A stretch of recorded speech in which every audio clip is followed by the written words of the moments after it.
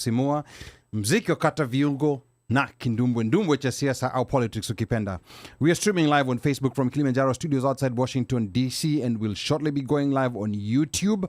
So please call in all your YouTube friends, and please remember to subscribe to both our YouTube and Facebook pages of the OneMic Show. Follow us on Instagram at OneMic Show. We are also on TikTok. We're also going to be taking live calls tonight. The number is 202-683 4570. Press star 5 to speak. If you want to write down that number, again, it's 202-683 4570. Press star 5 to speak. Now, despite being guaranteed the right to vote in Kenya's 2010 constitution, diasporans keep finding themselves locked out every single election cycle. From endless delays by IEBC to the cost and distance of only a handful of polling stations, frustrations keep mounting as registration back home kicks off while millions abroad remain excluded. Joining us shortly is long-time Diaspora Voting Rights Advocate Danson Mukile. He'll be breaking down why the diaspora vote matters, the legal and policy fights already underway, and what the road to 2027 could mean for millions abroad. So start dropping comments below and let us know where you're tuned in from. What city? What state? What country? Please type that up in the comment section. Na bila kusahau, tumekuwa tukipokea mziki toka DJ wetu Machachari, mleta habari DJ Omosh Fire, na tutadunda kule viwanjani na Mika Ojezeke nambari 7 mgongoni akituletea habari za michezo. Na moja kwa moja toka Kilimanjaro Studios ni mimi mtangazaji na mwanahabari wako mpendwa Ali Badawi. Wengi wananiita mteule na wengine mniite mjukuu wa Masai, because I'm Kenyan by blood, American by design, Masai by choice. Sichagui, sikagui, na sibagui. Karibuni. Now, let's talk politics. Now, this hour I'll be talking to Danson Mukile, a long-time Diaspora Voting Rights Advocate and leader of the Diaspora Technical Working Group. He's here to break down why diasporans remain locked out of the ongoing voter registration and legal battles to expand our right to vote. He'll also talk about the road to elections 2027 and what it means for the diaspora. So please drop a comment below and tell us what city, state, or country you're tuned in from. And I want to shout out to some people who already tuned in live on Facebook. I can see Washeke Ndirangu. Washeke Ndirangu, karibu sana. Please let us know where you're tuned in from. I can see Oworwere is tuned in. Luis Muya is tuned in. And Edna already has a question, even before the show begins. Anauliza, but how can we register to vote if we are locked out? So we are going to be talking about that tonight. And then Washeke actually tells us where she is. Washeke says, Nico San Juan, Puerto Rico. I'm working on a big project rolling out in February. I have a suspicion of what that is. It's San Juan, Puerto Rico. Puerto Rico, yeah. Sawa Washeke is working on a big project, so we will figure that out. And then to check hapo kama mic ya Omoshi inafanya kazi. Okay, sawa. And then najua inafanya. Yeah. Okay, good. And then I can also see Akinya Doyo, anasema iko area kama bacteria tuned in from Texas. So karibuni sana. Welcome to all those who tuned in. And of course, Edna was asking, how can we register? How can we register to vote if we're locked out? We are going to be addressing all these concerns tonight. And then Luis Muya anasema he's already registered to vote, so that's a good thing. Now we're gonna get started, and let me check maybe if our YouTube peoples are already tuned in. I can see the YouTube live stream is going there. And the number to call is 202-683-4570. Press star 5 to speak. Again, it's 202-683-4570. Press star 5 to speak. I can see Francis Mwangi from Baltimore, Maryland is tuned in. So Francis Mwangi, karibu sana. And anyone who's on YouTube, please tell us where you're tuned in from, city, state, town. But in the meantime, we're going to get started because we have so much to cover tonight. Na watu wamengoja sana. Now we know that the Kenyan diaspora sends home nearly $5 billion every year. Money that has kept the economy afloat, fueling education, healthcare, and even stabilizing Kenya's foreign reserves. But when it comes to issues of representation and voting in presidential elections, diaspora has time and again been locked out. This past week, the Independent Electoral and Boundaries Commission, IEBC, began voter registration in Kenya, but once again, diaspora was excluded. Now, despite a constitutional right to vote, Kenyans abroad remain limited to just a handful of embassies, leaving over a million potential voters disenfranchised.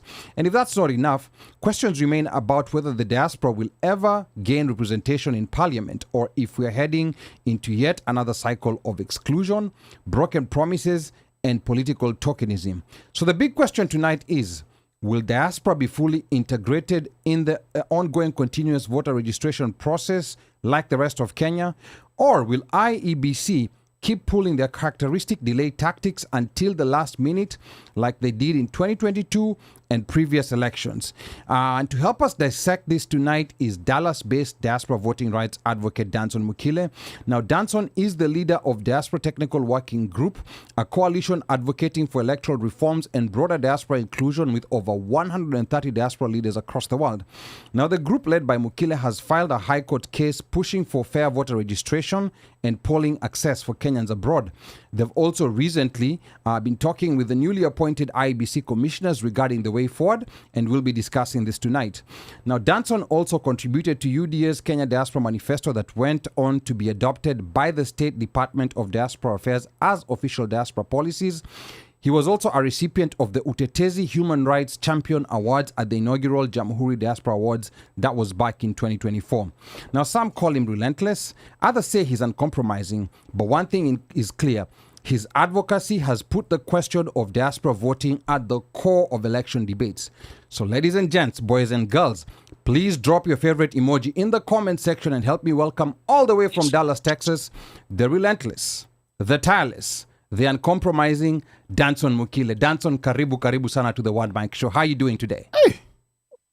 Thank you so much, Bwana Ali. This is OneMic. It's my inaugural interview today. Okay, karibu sana. It's not your first time being in interviews. You've been in so many interviews. We've seen you, on KTN, Spice FM, and different media houses. So it's not your first time, but it is your first time on the OneMic Show. How does it feel? I feel home. I think it will be my first time, apart from the other diaspora, it will be my first time to be interviewed or to be given a chance by OneMic Show. So I feel home. To be honest, it's the first time a media in the US has interviewed me. So It's an honor. Oh, wow. Oh. That is very shocking considering you've been in different media houses in Kenya. So we'll take that honor of being the first. So karibu sana. And how's everything in Dallas? Weather iko vipi? Is it still hot? Is it cooling down? What's going on there? Hot Wheels. It's cooled down a little bit. It was hot, as you know, during the day. This is Texas. But now I think the temperatures are low. I think they're in 70s at the moment. So tuko sawa. Okay, safi sana. Now I want us to get started with basics here for the benefit of those a bit removed sometimes from Kenyan politics. Now, and at this very basic level, just to lay the ground, what actually does the 2010 Constitution say about diaspora voting, and what are the minimums it guarantees to the diaspora at the very basic level? Danson. So, of course, we are Kenyan citizens. So Article 1 of the Constitution covers all of us, where it says the supreme law, says that Kenyan citizens have they are the citizens who actually have the powers over everything. But when it comes to the diaspora, Article 38 of the Constitution, which gives us the right to participate in the political affairs of the country, it allows that every citizen in the country has an opportunity or has a right to participate and to belong to a political party and also to even run for political offices. But when it comes to Article 81 and 82, which now enshrines specifically for us, it gives the Parliament the powers to actually enact laws for continuous registration of Kenyans in the diaspora to participate in the democratic processes, something that has not been done at the moment, Ban Ali. And I'll always say, and I'm always clear, even when I met with the speaker, that the first institution that has failed the diaspora is the Parliament. Okay. Because it's well written that the Parliament shall enact a legislation to provide for progressive registration of Kenyans in the diaspora. As we speak today, there is none only the regulations that IEBC came up in 2012 is the one that has been helping us to vote, but there's no legislation. Okay, amazing start. And you mentioned certain things: continuous registration, progressive right to vote. We're going to be talking about this because these are terminologies that are sometimes a bit confusing and that have been used as loopholes sometimes to keep diasporans away. I want to come back to the studio and introduce the panel. But before that, I did see that Bossman anasema from the mean streets of Silver Spring, Maryland. Bossman, karibu sana. So please let us know where you're tuned in from. All those who are on YouTube, on Facebook, please let us know. Type a comment if you have any question, and then we're going to be taking your calls. The number to call, 202-683-4570. Press star 5 to speak. Danson will be taking in your questions, comments, or anything you have to say about diaspora voting. And like I said, I want to come back to the studio right now. I want to introduce the panel here. I'm going to start here right next to me, DJ Moshfire. First of all, DJ Moshfire, asante sana kwa hiyo mziki. It is so sad that nowadays Facebook does not like, or rather YouTube does not like music, but those who are on YouTube, you are missing out on a very nice mix on the Facebook side. So asante sana DJ Mosh for that music. To get us started, warmed up, Mosh, talk to us. You had tried to verify your registration. There was a portal or a link provided by the IEBC, and you tried to check whether whether your registration was active, because you did register the last time we voted in 2022. So DJ Moshfire, tuanze and tell us your experience. Karibu sana. Well, thanks everybody. Welcome to the show. Our good friend from where's that place? Paliwatu wagawana wezwa najua. Texas. Dallas, Texas. Yes. So this whole diaspora, this whole process for us with voting, being in the diaspora, we were very, I was gonna say, key the last time around, and when I start, this has triggered that whole trauma that we went through the last time. The numbers we saw when we were registering, the numbers we saw when we were voting, the amount of people who showed up, and the people we knew before this whole process was available, and what we went through with various different meetings with IEBC dating back to, 2012. ile conference. Isaka San. Isaka San. Yes. Isaka San was 2012. Yes. Conference Yes. was 2011. Yes. Yes. Conference was 2011. Which one did we do at the embassy when IEBC actually came to the embassy? That I think was Isaka San. That must have been 2012. Yes. I remember us being given juice. But anyway, ilikuwa orange juice kusema kweli. True. Yeah. So Ali, you asked a good question, and I'm just saying all of that because of the trauma that we have had collectively as a unit, in terms of basically where we are with diaspora voting as it stands. It has been allowed.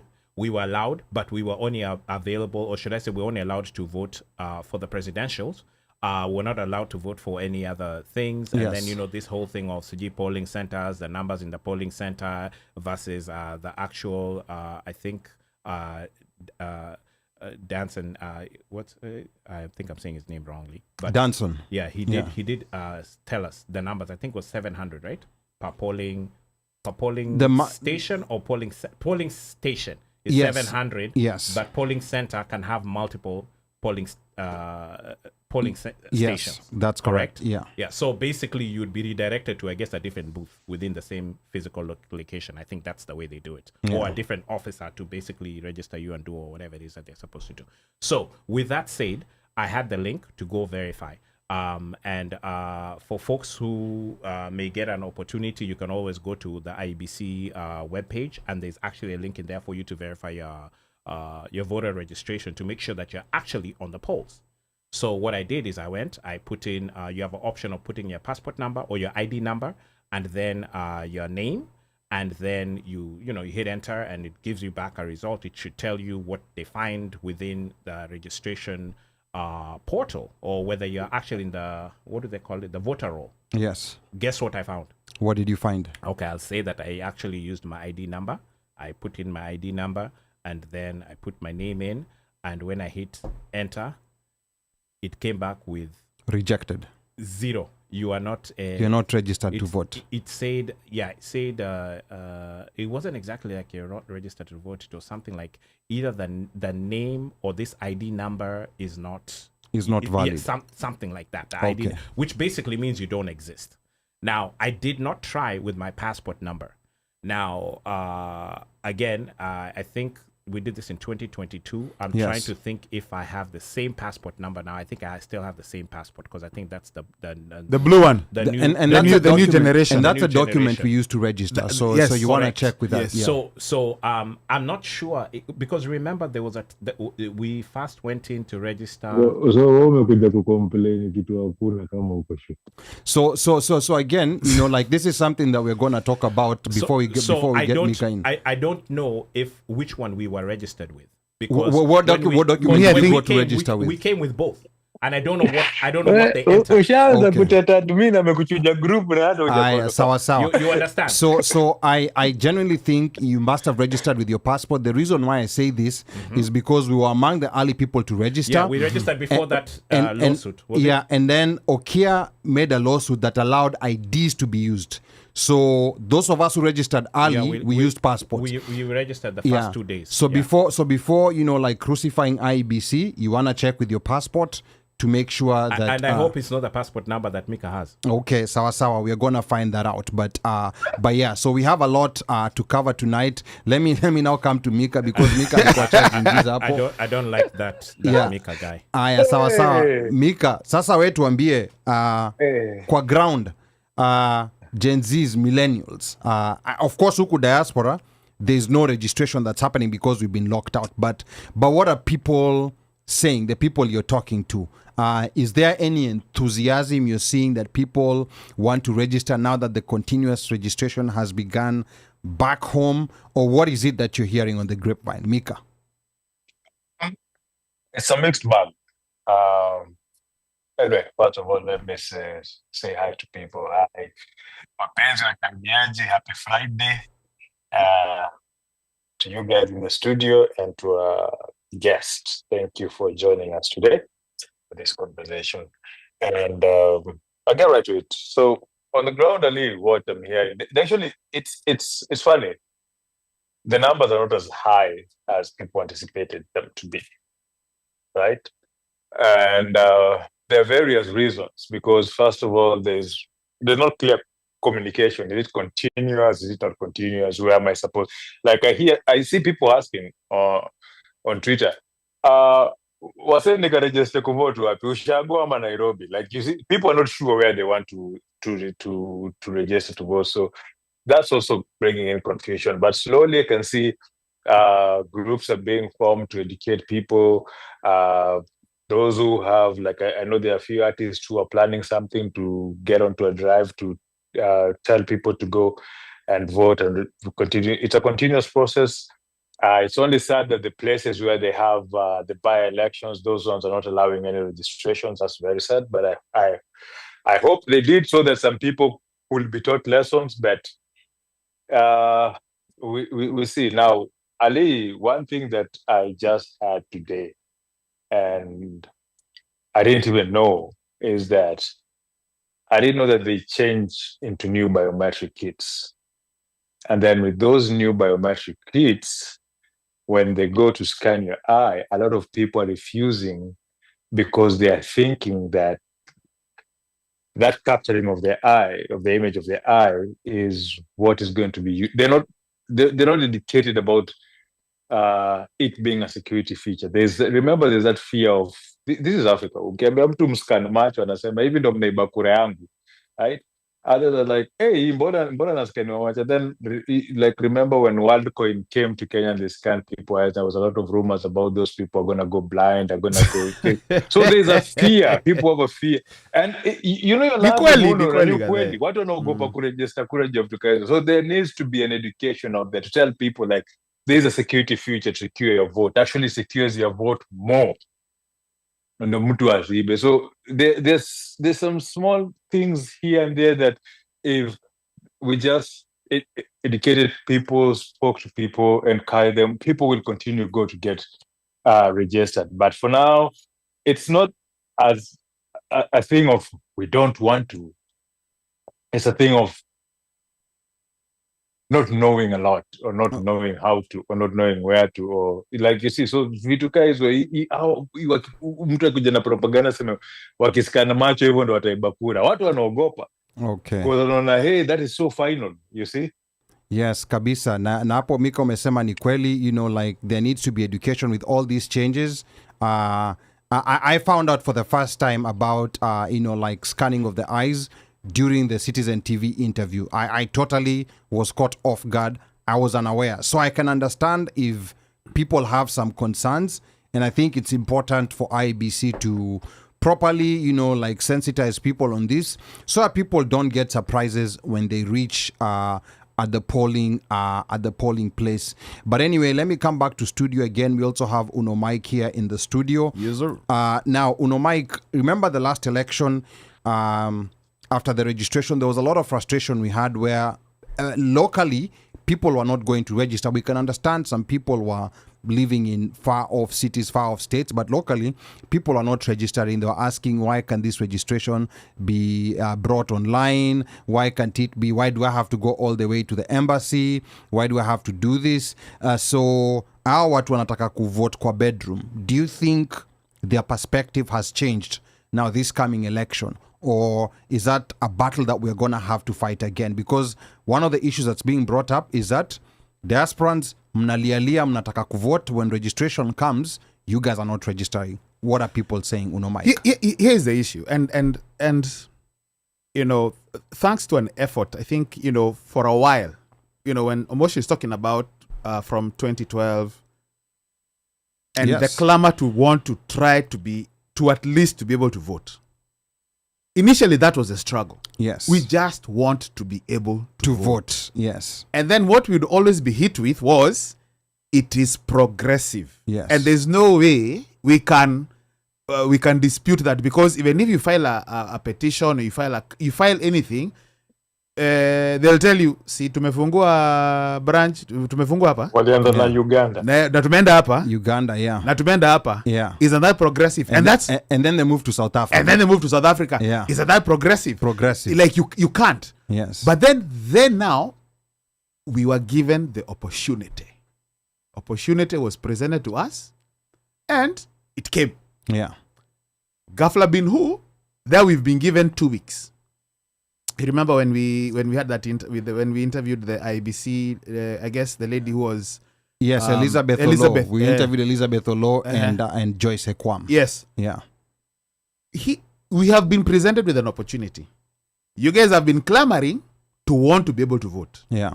Now here it is. Come register. Ata kama ni short window. Yeah. Like you said, people who live outside, you know, you go, you know, Texas, that's fine. DMV. Yes. Period. Yes. Opportunity was here. You come, register. That is it. It's a 2-week window, and we actually pushed and told guys, listen, this is your chance. Yeah. Come register to vote. You have no forget. You know, and we were saying, mtoi akizaliwa anzi kukula samak ama githeri ama whatever. Yeah. You breastfeed. You breastfeed, yeah. Right? Mm-hmm. You breastfeed the kid. We have been given an opportunity. Yeah. It is here. Let us first register. Let us show them that we have the multitude, we have the fortitude to corner numbers. Then once we do that, adjustments are going to be made. They will recognize that here, these guys, we need to play nice. Yeah. But you cannot do that while clamoring. So now you've been given the opportunity to vote. Now you want it to be brought to your bedroom. And on top of that, forget even bedroom. Kuna watu who probably want even somebody to come and press vote on their phone. On their phone, yeah. For them. Yeah. Majamas and magals. We have been given the chance. All you have to do is to register. Yes, kabisa. That is it. Yes, and then the number to call is 202-683-4570. Press *5 to speak. We're going to be talking about all that tonight. I can also see Bossman is saying here.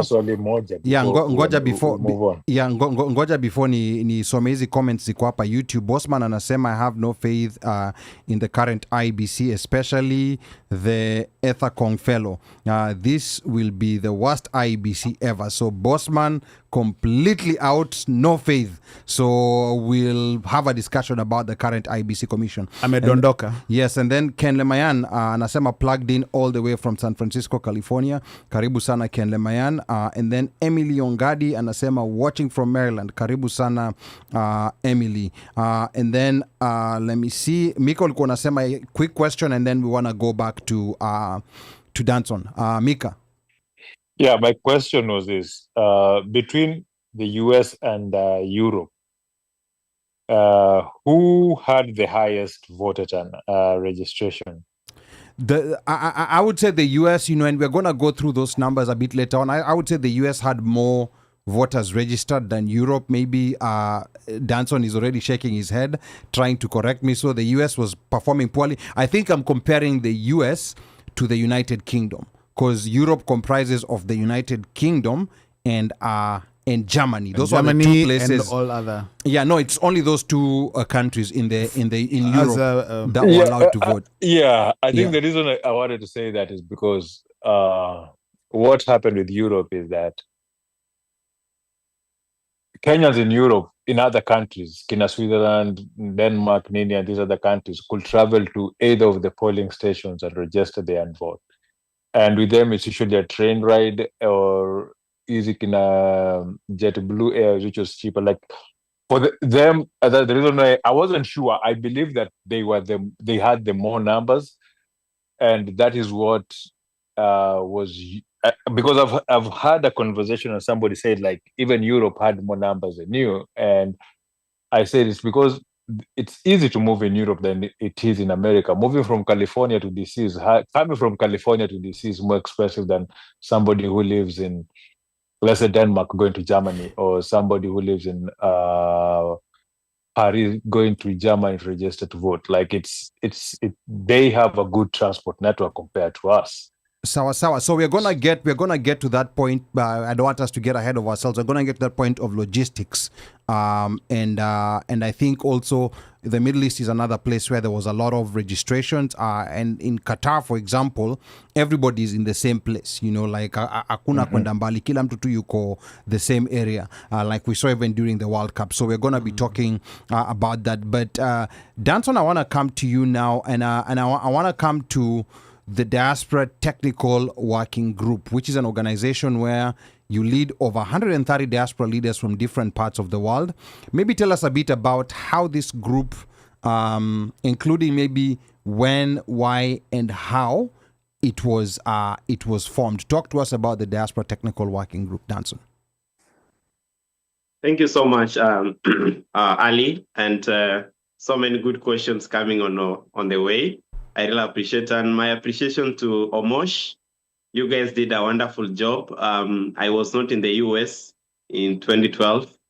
Nilikuwa bado niko JKUAT, still in college. But thank you guys for what you did that time, and even until we got whatever we have pushing on. So in 2022, I always tell people that I was in the UDA. I'm still in the UDA. But after the election, because I was not seeking any office or appointment in government, I wanted to see how. I looked at the numbers. I was the agent at the Washington, D.C. embassy for the party. And I was very, convicted that how come we have so many people in the diaspora, and this is the turnout. And I walk you through the numbers. It was very low. So I felt that how can Danson do to change this for the next election cycle? So I did some research on my own, just looking at how different countries are doing. I looked at India. Of course, India doesn't allow their diaspora to vote. I looked at the Philippines, they allow. And I'll tell you, Bwana Ali, that Philippines have done a wonderful job at the moment. People can vote on their phone. Wow. Very, very much. They're the ones who are really advanced in this. And also Brazil. Brazil has done a wonderful job in this. So I looked at the laws, did some research, looked at our law, looked at our constitution. Then I came up with a draft. Then I was like, okay, I've done all these things. That was in 2023, early 2023. Towards the mid 2023, I reached out to some people in the diaspora, some leaders who were doing, majorly those who are doing some work in the UDA. So I talked to them. Then we were like 3, we worked to 5, we became 7. Then I said, this is not a Danson's thing. This is for the entire people. So I started reaching out to different leaders in different regions. Of course, some of them turned down. Others came on board. And we were like, let's just put our politics aside. Let's put our leadership aside and just concentrate on how we can help our people who we claim to lead can actually have this right to vote. So that is how the technical working group came. I remember even we struggled with the name and how we're going to name it. Dr. Kenny Karanja in Minnesota, I remember, is like, so Mukile, hii tutaita aje? You know, so we came up with a technical working group. You can call it a task force, voluntary. Nobody's paying us. There's no donor money, you know. Sometimes watu diaspora wanakuona you're doing something, they say, kuna pesa mahali, you know. So that is how we came slowly and slowly. Then we formed the whole group, and we have been pushing, as I'll go into deep conversation, we are pushing majorly expansion of polling centers, because regulation 32 of IEBC registration and voter registration says that we can only register and vote at the embassy. Meaning, as Mika said, those people who are supposed to use their money, the constitution says that elections should be free, fair, and verifiable. Like, can you spend a lot of money to go register and vote? But when he mentioned that people in Europe have to spend their money on ndege na nini, the constitution is against that. So how can we do this that we bring as close as possible? Yes, it will, in the diaspora will still incur the cost, but how can we minimize it so much is by expanding our polling stations or closer to our people. And that is what we have been doing all this while, the technical working group. We are about 37 countries represented, majorly those who have a substantive number of Kenyans. All regions, we have leaders from Asia, that's China, Australia, Switzerland. We have people from Europe, Germany, UK, Netherlands, Finland, Norway. We have Canada, US. We have Africa as well, South Africa. We have people from West Africa, Nigeria, Egypt. So it's a whole, all of us inside there. Yes, we are not every leader is in the group, because if Ali used to do homework, ama ulikuwa nafanya hizo, mlikuwa mnakutana before uende kwa kufanya presentation, unafanya your own revision kama ni science ama ni physics, alafu mnaenda sasa kwa group pia kutoa points. So we said, why can we do as a small group? Then after we do it, then we can go to the entire diaspora. You know? So that is how the technical working group started. And we have made 3 trips, self-sponsored. The first one was in last year in November. We are meeting the committee, JLAC. Then we did one in March. We went to Parliament. I think we are the first diaspora group to be recognized by the Parliament of Kenya for what we are doing. Then in June this year, we're going to see the head of state, the president. So it has been an ongoing conversation. Lobbying for voter registration is a conduct sport. As much as you may want to write petitions, you may want to write your emails, you may want to write your WhatsApp messages to the leaders, but it is a contact sport. You have to meet these guys and know what is really going on. So that's just how we are, and I'm so glad that the technical working group has been doing a wonderful job. We have our achievements that we have made so far. Okay, that's good. And for those maybe who want to become members, is this a closed group? Is it an open group? Can someone maybe join it if they want to know, like what's happening? Or is a communication where you work in the technical group and then you publish your information for the diaspora? How does that work? No, you can. If your interest is centered on this, you can. Remember, I was alone. We went to 3, 7, 20, 50. Now we are 132 members. So there's been expansion. It has been growing. So anyone who wants to join the technical working group is welcome. It's an open group. But as I will just say, we are always strictly on the voting rights. Huko kwetu hatuna mambo ya kuadvertise mambo na plot ama nini na nini. Just voting, tunabaki hapo. Once we achieve whatever we are pushing for, then the leaders will decide how they can want to change the group into something else. Okay, asante sana. Na hapa Washeke Ndirangu wanasema, Sheke says, Philippines really goes out of its way to serve their diaspora.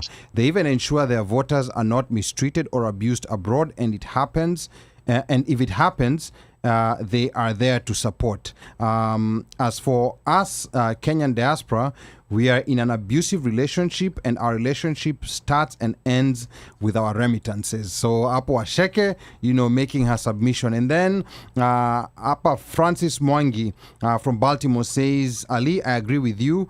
Diaspora people make a lot of demands, but when they're given the opportunity, they snub. The people who voted in the last elections in the DMV and other neighboring states were less than 400 people. So and by again, the way, Francis Mwangi, I think had Danson talk about him being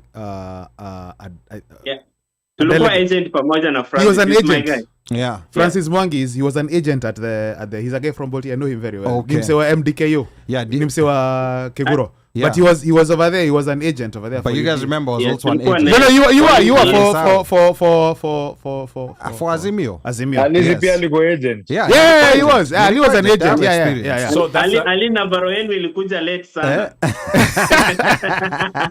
Aya, sawa. Na Africana Voice anasema this was the last vote in the last election. I think Africana Voice is referring to what Francis Mwangi was saying. And again, the number to call is 202-683-4570. Press star 5 to speak. Here's your chance to call, ask any questions, make any submissions. Guess who's tuned in? The commissioners from IEBC. Nasikia hizi flyers iliwafikia. So even if they're not watching live, they're gonna hear these questions. And I know they're very interested in knowing the perspective of the diaspora. This is the best time to talk to them because they're new, they're fresh, they've not been influenced, and they're really trying hard to make sure they're not compared to the last commission that was dissolved. Because of that guy who has been having meetings with the diaspora, but that's for a case for another. Yes, Alutolala Mukwana. We're going to be talking about that. We're going to be talking about that later. Akuja hapa studio. Yes, kabisa. But for now, Ali nitamleta. Sawa. We are going to set a date, and it will be good to talk directly to an IEBC commissioner. Yeah. Now, Danson, remember that voter registration never restarted after the unceremonious withdrawal of IEBC commissioners following the disputed 2022 elections. And now with the new IEBC team in place, earlier this week, we saw the reopening of continuous voter registration where diaspora was locked out. So Danson, to get a proper lay of the land for those that might be unfamiliar with the process, maybe talk to us briefly about how voter registration works in Kenyan elections. In the last elections, IEBC gave the diaspora a narrow 2-week window to register on a very short notice. But some people are still curiously asking why we are sweating when 2027 is far out. So Danson, please highlight what continuous registration is as opposed to mass registration and why diaspora being left out is a big deal. Danson, twende kazi. Thank you, Ali. And before that, allow me to just share some numbers. Sure, go ahead. DC, we have 314 registered, 314 in DC, and 231 turn up to vote. Okay. In New York, we have 298 registered. The whole of your tri-state yote, 298. And 214 turn up to vote. Keyboard warriors. In LA, we have 132 and only 86 turn up to vote. That tells you that our people, when this opportunity, as you said, when it is presented before us, we have really to do it, because you ask a very good question about progressive registration or progressive. To IEBC, and I was engaging some of the officers, they told me, Danson, do you know registering one voter is progressive? Just one. As per the law, that is progressive. They have achieved whatever the law is saying. Progressive, pole pole. So mass registration is normally when they normally do it closer to election, because there should not be any voter registration 8 months before the general election, to allow IEBC to clear the registration, to do their process. So they normally, before they close out, they normally do what we call mass registration. Meaning, hapa ndio unapata agents wanakuja kwa soko, wanakuja kwa shule, they are everywhere across the country. But progressive or continuous is where actually you go to an IEBC office. And at this level, at the moment, constituency office, IEBC only have their offices in 290 constituencies, meaning Kenyans can only go register as voters or change their particulars in the 290 constituencies. But there has been an addition because of the introduction of the previous regime of Huduma centers. So one of the questions Mika asked, kuna jamaa wanauliza kwani lazima niende Kakamega ama niende Mombasa kuregister? They can actually go to a Huduma center. So it has been approved by IEBC to be also a registration center. Unaenda Huduma center, unafika hapo utapata officers, because I don't know how the number of Huduma centers you have in the country, but at least every county has a Huduma center somewhere. So those are the centers that can actually use for continuous. But mass ni ile sasa inafanyanga the last minute. Now, when it comes to the diaspora, as you correctly said, the phase 1 of 2021, which happened between November, I think October, to the month of December, we were locked out. Then we went to court. Because as I told you, Parliament has not enacted any legislation for us to vote. So the only savior we have is the judiciary, the courts. And Okio Mtata and Dr. Marasa, I think in Washington, D.C., they came up with in a legal battle on how to push for us to register. So they factored us in the second phase. Then it also came with the hurdles, right?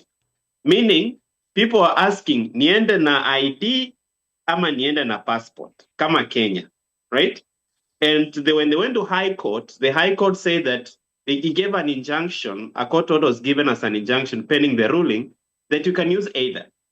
So today, some diasporians have registered with either a passport or an ID. Unfortunately, recently in May, I think was it May 22nd, the High Court ruled that watu wenye tuko majuu, we can only use the passport. So we cannot use an ID. Watu wenye wanaweza tumia ID ni wale wako East Africa. So Uganda, Tanzania, Rwanda, those zones, wanaweza tumia either. But sisi wenye tuko America, Europe, nini, we have to use the passport. That's what the judge said. Although it's under appeal, there has not been any order so far. Was there a justification given? Sorry, was there justification given? Okay, judge gave a very funny justification. He said that because when you are leaving the country, we live with the passport as a document of identity. So that is a justification that it's the only document you're supposed to present to the IEBC officer. If you look at the findings he gave, if it goes to any court of appeal, it will be overturned, to be honest. Because saizi, watoto wetu wenye wamezaliwa huku, they didn't live with a passport. Sisi ndio tulitoka nao kwa mwili yetu. Tumekuja tumewazaa huku. That's right. So, and Danson, my bigger concern is the people who actually registered with an ID in the last election. Does that ruling invalidate their registration? Because there are people who already registered with an ID here in the diaspora. So does that ruling invalidate their registration? Do they need to register afresh? Like Omosh? No, clearly mine was not with ID. So definitely we'll wait for the commissioners to give a direction on that. But based on the ruling that was given, these guys will have to do what you call transfer of particulars. They'll have to go change their particulars. So IEBC has given that it's already in law that you can change your particulars.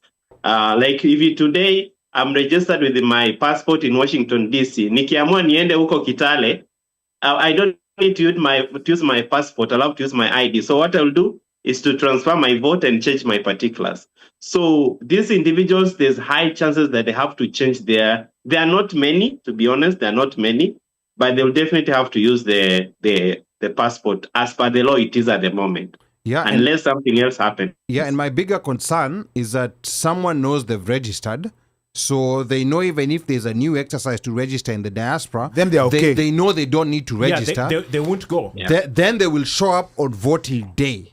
And then on that voting day is when they'll be told, Gafla bin who? sorry, like you cannot, you're not registered, we don't have your passport. Your ID. So that will create problems. And Ali, remember we saw that at the polling station. Yes, we already saw that. When we had people who were already registered as registered voters. But guess what? They were registered to vote in Kenya and not here in the diaspora. So on the voting day, they came to vote, assuming they would be able to vote, only to find out that, well, you even though we see you here, we can't allow you to vote because you're not registered to vote at this polling station. Yes. So, and I think some of those guys that come from Atlanta, there's some people that come from far. In fact, one of them was a mother of a good friend of mine. They drove from Pennsylvania. They drove from Pennsylvania. So she was locked out. And those Jamas are like, we can't let you vote. Yeah, but to be fair, you cannot go vote in a constituency that you did not register. But you see, some of this information, you don't. It's not like it's called civic education, but it's not like you know it. It's not like there's somebody. No, fair enough. It's not like there's somebody who's telling you that, and then you're like, okay, well, after all, if they can verify that I'm on the voter roll, which they can verify I'm on the voter roll, why shouldn't they allow me to vote? Okay. You understand what I'm saying? Lakini Moshi, unaona sisi pia Wakenya tunakuanga na katabia fulani, tuko na entitlement fulani. See, entitlement. In this case, it's a legitimate thing that she happened to be here. The person happens to be here. When it comes to information, they don't share this information, and I'll tell people they need to watch. They need to tune on my, OneMic Show, because this is where they get this information. That if you are not registered here in the diaspora, you cannot show up in Washington D.C. on the voting day to vote if you are not being registered. And you're right. Let me ask you a question. Ngoja Mosha malize and then tutakuja kwako Mika. So swali hapani, and I think this is where Mika is going with this thing, is that when we got locked out, like you said, out of the registration period, then the registration period that they opened up for us was, I think, a week and a half? It was 2 weeks. 2 weeks. Less than 2 weeks. I don't know if it got to full. With 1 week notice. It may not have been enough for somebody to come in, register, to change their particulars, and then come in again to vote, to come back and vote, because we did it all in the same year of voting. We did it in January, February, yes, and then we came back. Because the voting was in August. I remember we got the notice while some of us were still in Kenya. Yes, people were still on vacation in Kenya. We missed the Kenya one because we could have registered in Kenya. Yeah, so we were still in Kenya, and then we were being told that the diaspora registration is starting within. So some people, when it started, people were still in Kenya. Actually, you're the guys who shocked me and told me, by the way, IEBC and they have opened registration, and I'm like, what? Yep. Here. Yeah. Okay. Mika had that question he was asking. Now, Ali, before Mika comes in, I think that should answer that person who asked about mbona tunaanza mapema. This thing we have to study it early. Yeah. Because if we do it the last minute, kutakuwa na a lot of miscommunication. We have to study it early. Yeah. And that is what you are doing. So that things can be smoothed out. Yeah. Okay, good. Mika, you had a question. My question is simple. If you are if you have registered voter in Kenya, there is never one day that you went and voted in another constituency. Why would you do that when you're in America? Ni kweli hiyo hapo I totally agree with you Omosh Yorela. And I need to find out because tulikuwa na we were there with them. Yeah. I forget it, or was it they could not verify unajua ID. nini? There was something, whatever it was something weird. They couldn't verify. Guess something. what? Hata kama umeregister Kongoni primary, you cannot go vote in Madaraka primary. No, I understand that. That part Yeah. I understand. I understand because that's the law and that's the way they work. Hiyo si makosa ya IEBC bana. Right? Yeah. No, you're tukubali. No. Agreed, Mika, on that one. But I think having these conversations is good. It is. Because there are people who are so removed. They need to be flexible. Yeah. Yes. There's no flexibility on that, Omosh. There's no flexibility on let's that. be honest. No, there's no flexibility. It's the law. Yeah, it's a law. Like but the issue here is the communication. How what are they IEBC communicating though? What does IEBC need to communicate? No. Like educate because what they need to communicate. To answer that? Yeah. ChatGPT. Mpaka ChatGPT naongea. No. Anyway. What the issue here is this. Yeah. The issue here becomes the way. Okay, what needs to happen is IEBC needs to be able to facilitate, to furnish information, and make sure they have done a good job of educating the masses, do civic education, such that the information is out there. But The unfortunate thing is, they do that when you register to vote. They tell you will only be able to vote in your constituency. And the polling stations, these are the polling stations you can vote in. Like basically, wewe ukiregister Madaraka primary kuvote, utakuja kuvote Madaraka primary. Hakuna place ingine utaenda kuvote. Hiyo ni kitu wanakuanga wakisema from inception. Wakisema zile advertisement zao za kura. It is there, it is communicated. We cannot, vile Danson amesema, tuko na entitlement kafulani sisi wa Kenya. Yeah, I'm not saying that IEBC are the best institutional side, but here I will not tusiwaingilie kitu yenye. No, hatuwaingili. They communicate, like the fact of you cannot vote outside of your constituency is a known fact and is communicated. Yeah, and to be honest, like I'm in agreement with what Mika is saying. That's very basic knowledge. Like that's very basic knowledge that you cannot. Let me find out exactly you cannot what that vote. Issue was. Yeah, find out it was from them. Something that those Jamas could have sorted out. Find out from them and then let us know. And again, the number to call is 202-683-4570. Press *5 to speak. A lot of comments were coming here on YouTube as we were having this conversation, starting with Bossman. Bossman was asking what's their stand on Chapter 6. I read something that the new IEBC is trying to get rid of it. I don't know, that is speculation. We don't know about that. And then the Africana Voice here says these were the diaspora voting numbers in the last elections, and I think that's when Danson was reading them out, which were very atrocious numbers. Atrocious is an understatement, bro. Geodesic anasema ouch, the numbers. And then the Africana Voice anasema Odinga Karua ticket swept across the diaspora, garnering 3,727 votes out of 5,988 votes cast worldwide. Odinga commands the lead with 62% of the votes according to Form 34A submitted. Sawa. A report coming in late, but a report coming in nevertheless. Yes. And then the Africana Voice says we covered the elections in LA and turnout was poor. We need to be more proactive, especially in locations where IEBC is staging the vote. And then Geodesic says the sad reality is that the diaspora and the diaspora and voter is not as informed as we assume. There has to be the desire to know where the guardrails are in this process. And then Africana says Brazilian allow voting using passport or IDs. The Philippines passport, India passport or proof of citizenship, just to mention a few examples. Mike, you wanted to say something? I want to say something. I will support Mika. I will buttress Mika's point and redact from mine, because I'm trying to. It's like I'm trying to put the onus on IEBC to educate. Mm-hmm. But like Mika is saying, because full disclosure, I was a first-time voter. First time, kabisa. First time. Okay. You are not the only one. was a first time voter. So walikuwa wengi, but I was a first time. So I think walikufanyia ile kitu wafanyia watu wakikuja kwa show mara ya kwanza. hiyo tulia wachana hiyo you're popping the cherry. Wachana na hiyo hapo. Okay, sawa. So if people already know, which means which I can revert back to what Vika is saying and what you're supporting. Like, you should already know that you cannot vote where you did not register. Right? Yes. And that makes sense. Yes. It makes sense. Yeah. And there's no ands, ifs, or buts about that. The one slight change that's there that Danson mentioned earlier, and I think IEBC should be screaming this on mountaintops because it was just mentioned in passing, is that you can now register. So let's say you're from Wargadud and you live in South Sea and you want to vote in Wargadud. You don't have to go to Wargadud to register. You can register from in any Langata constituency office, in any any office. You can register anywhere, but when it comes to the voting, you have to go to Wargadud. So previously you had to go register in Wargadud.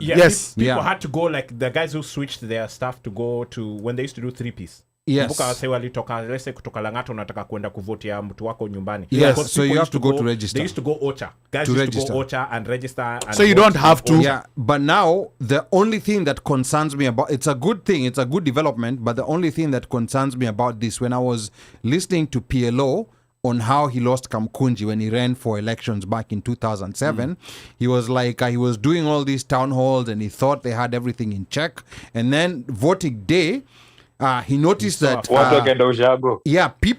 people were being shipped, from other places, who had registered from other places. So during the voting day, unaona watu who don't look like people from the area. Yes. Because every candidate has their own people that they saw. If I'm a candidate, I remember that interview. Let's say like if I'm a candidate in Langata constituency, naenda naleta watu kutoka home huko Malindi wapi na leta wote wakuja wa register, and then during voting day I also bust them in back again. They come and vote for me and I defeat you. But now with this, you don't even have to bust them in during registration. They can register at location wherever they are, so you only have to bust them in during voting.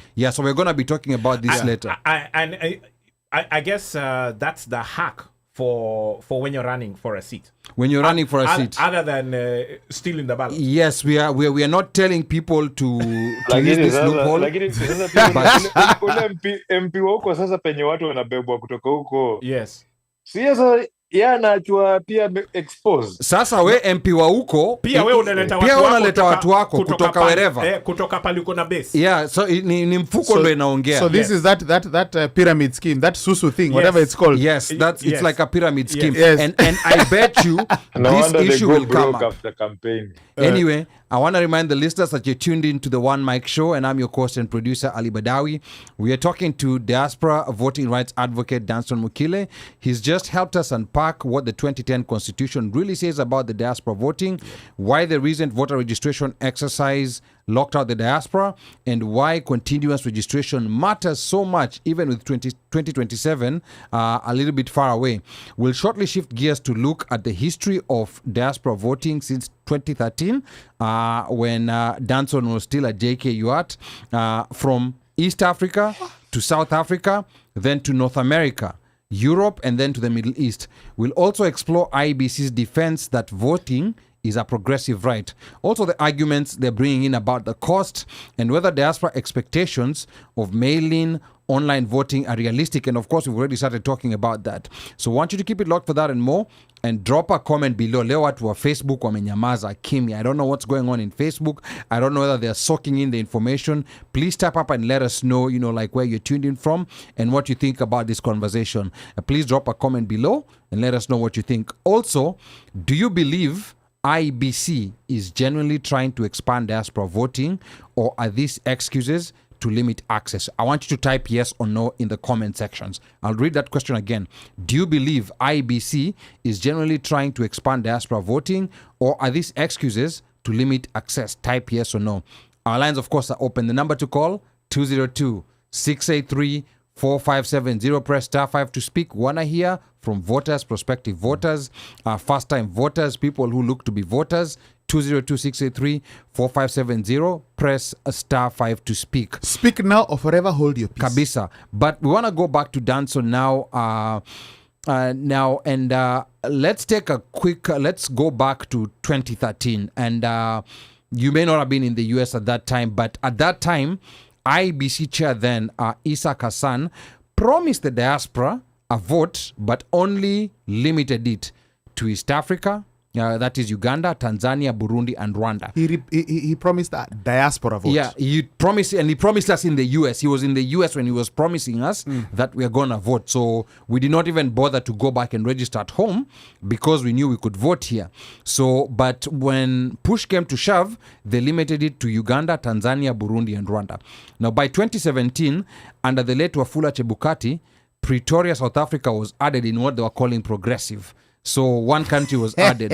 And then in 2022, still under Chebukati, we saw the biggest expansion yet. South Sudan in the EAC was added. The US and Canada in North America were added. UK and Germany in Europe. And then we also had Qatar and the UAE in the Middle East, with seven new countries, bringing a total of 12. And I think there's a total of 19 polling places, because I think in places like the US, there were 3, New York, LA, and DC. Yeah. In UAE, there was Dubai and Abu Dhabi.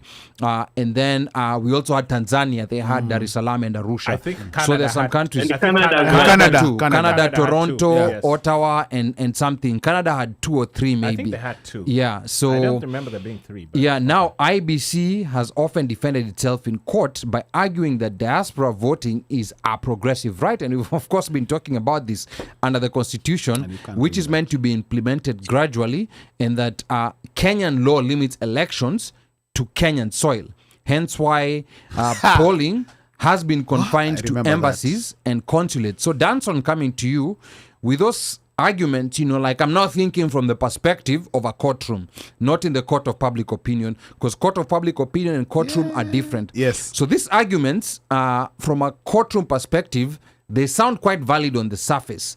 Maybe how can diaspora realistically win this fight? I know this new commission has made a few promises here and there, but I think when push comes to shove, they tend to stick to They will revert back. what the law will allow them to do. Danson, talk to us.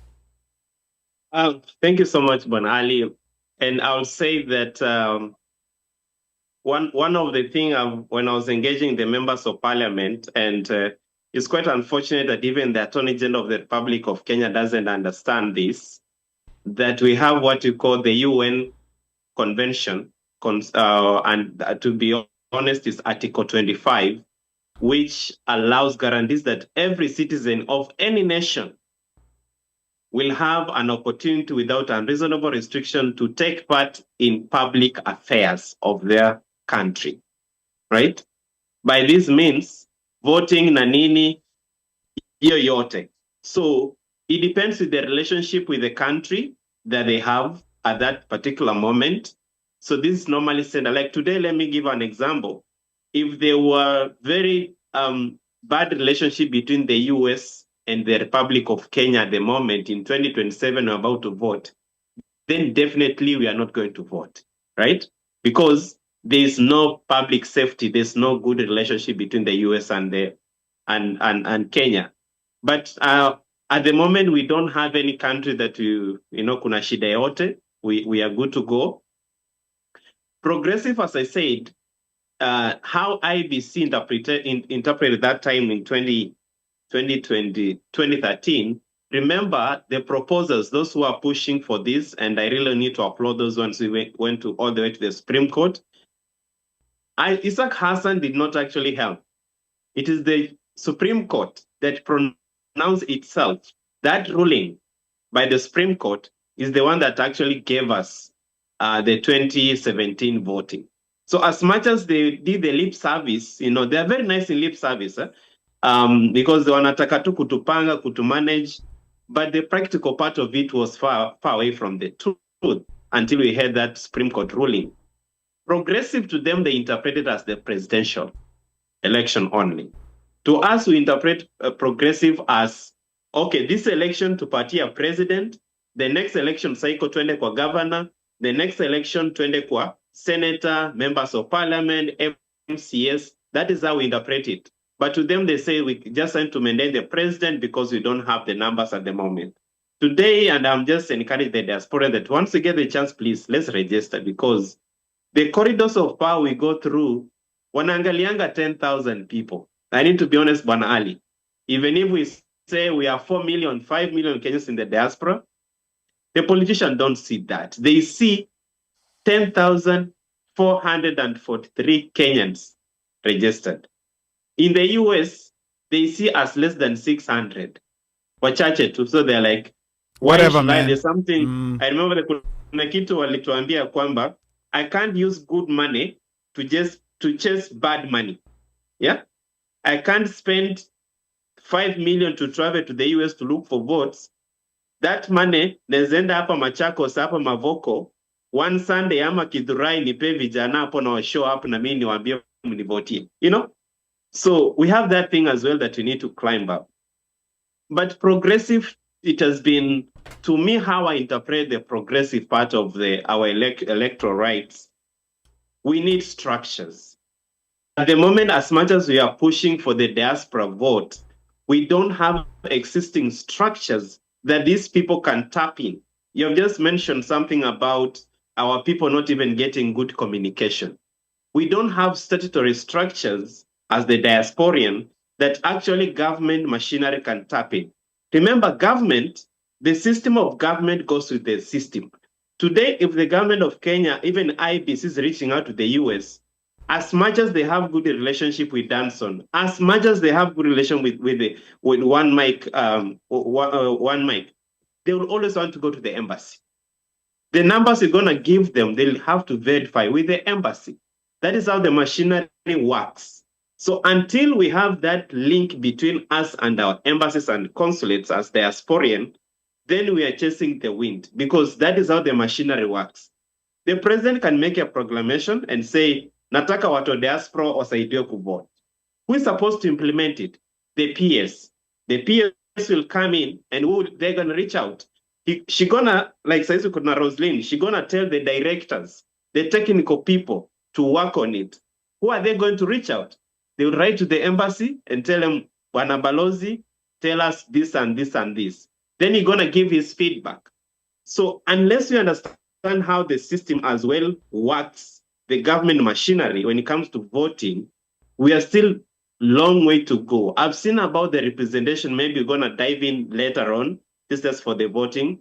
And our call with them has been, can we come out of the embassy? Can we push it outside the embassy? And they ask us, how can we do it? We told them, number one, we understand the government. Government needs to use public institutions to do their activity. Hawataki kutumia pesa. So we told them, tuko na business. Kama, let me use one example hapo Baltimore. Tuko na elimu center by Thomas Mwaura. Yes, Thomas Mwaura. Yes. That institution is known for many Kenyans. If you tell them that this is a voting center, many Wakenya wako hapo DMV, they will show up there, right? Hata tucharge itakuwa tu maybe free. Tukienda Atlanta, for instance, tutatumia Bishop Gigi, kanisa yake. Tukikuja hapa Dallas, tunaweza tumia kanisa ya nani? Ya Pastor Ruto. We have this system that we have to tell them, tuko nazo. Number one, waona hakuna pesa nini na nini. Of course, they will spend, but they need to know how much they're going to spend on that. The second thing is people are asking for online voting. How can we do it? Our law at the moment does not allow online voting. It allows online registration.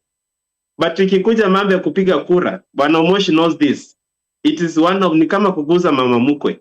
That thing is very, very it's something uwezi guza, ni kama, as you say, umeguza mlima. Ni kama mlima. Uwezi guza hiyo kitu. No, mlima iliguzwa hapo. Emotive. So registration they have allowed. So the suggestion has been, when it comes to the diaspora, because it's a unique constituency, we are scattered across the world. Can we use the existing system that is there? How has been passport renewal has been so successful? Can we use that approach whereby our people can go online, Weke uregister kama voter, useme mi nakaa city fulani, nakaa Texas ama nakaa Dallas.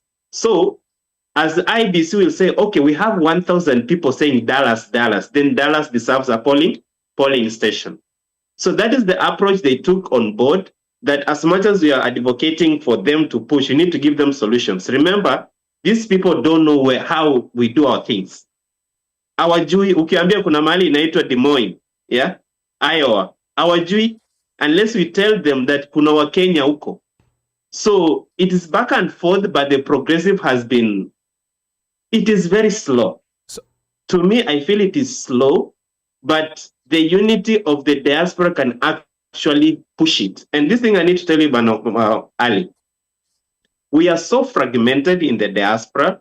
We are very political.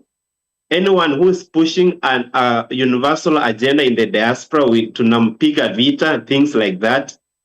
If we had that unity together, that we speak with one voice, someone who is in Dubai, someone who is in Australia, can actually speak the same language. South Africa, as you said, Pretoria. Someone who is in Brazil can speak the same, Canada, Mutumayako, Minnesota, same language. These people can listen. I'll tell you this. The officers in government, they respect the diaspora so much. But the moment wanatuona tuko disunited, that is fodder for them. They enjoy us being disunited. They want to take advantage. So I'm hoping that the 2027 will be different. I can assure the listeners that they're going to add more countries. When we had the meeting, the IEBC, they're saying they're pushing it to 25, right? The number to 25 from 12. I don't know which country, but one of the countries I can say for sure is going to be on the list is Australia. So they'll be taking a ballot box Australia and other countries. We have also submitted proposal to them, the specific countries. Saizi tuko na mission 72. Yani kwenye Kenya presence iko ni 72 places. So kama wangepeleka in these countries the way Rwanda did, tunaweza kuwa na more registration of voters. But wamesema about budget and something, maybe we can go deeper in that. But at the moment, progression to them means something different. Progressive to us means something different. So we need to find the balance in between. Okay, now Mosh hapa alikuwa na swali kidogo, but before Mosh, ulize swali yake, want to remind the listeners, number to call is 202-683-4570. Press star 5 to speak. And then there were comments here that were coming in on YouTube. Bosman and Ken Lemayan, they've said no, they do not trust IEBC. They do not trust their goodwill. And then Gio hapa anasema, under the leadership of Danson, we learned sadly that the IEBC may not stand for what we think. Asking the IEBC to shout registration, easy points may not be in the interest of who holds the I think aliwachia katikati probably means office or something. The office, yeah. Our convenience is an inconvenience. And then Upper Francis anasema IEBC can borrow a leave from the embassy. The embassy is able to take consular services to where the people are, mobile consular services. And then Francis Father tells Danson, politicians respect us because we are naive. They can tap our money easily, as it happened the other day, which was very sad. Tulikuwa tunaona what was it called, the barcodes, they were being put in meetings, watu wapige picha watoe pesa. But anyway, that's a story for another day kabisa. And then Yakobo Simba, nataka kumkaribisha Yakobo Simba, anasema Syria World Champs. The only Syria World Champs I know is E10 in Rift Valley. So Yakobo, I don't know what Syria you're talking about. Omosh Fire, you had a question. Hey, I hope I remember what it is. So you had said that they had agreed for us to do registration online, or at least they seemingly, Danson, question is to you. They seemingly look like they are warming up to that, right? Yeah. They've actually set up the portal. I think it's just waiting for a few approval from the commissioners, and they will be rolling out probably next year or end of this year or early next year for us to pre-register. So you go in the way we do with passport, unaenda hapo unaweka vitu zako nini na nini, then now you are ready for biometrics. The only thing will be just biometrics. And that's so you hit the nail on the head for me. So my question for you was gonna be the biometrics, because again, with the passport, we do everything. You do your form, blah blah blah, you print it out, you pay your money, which also paying that money has been a problem. If you have an American card, you may want to use M-Pesa, but that's a different story for another day. Then you have to come to DC for your or a consular place to get your biometrics done. And in this case, go ahead.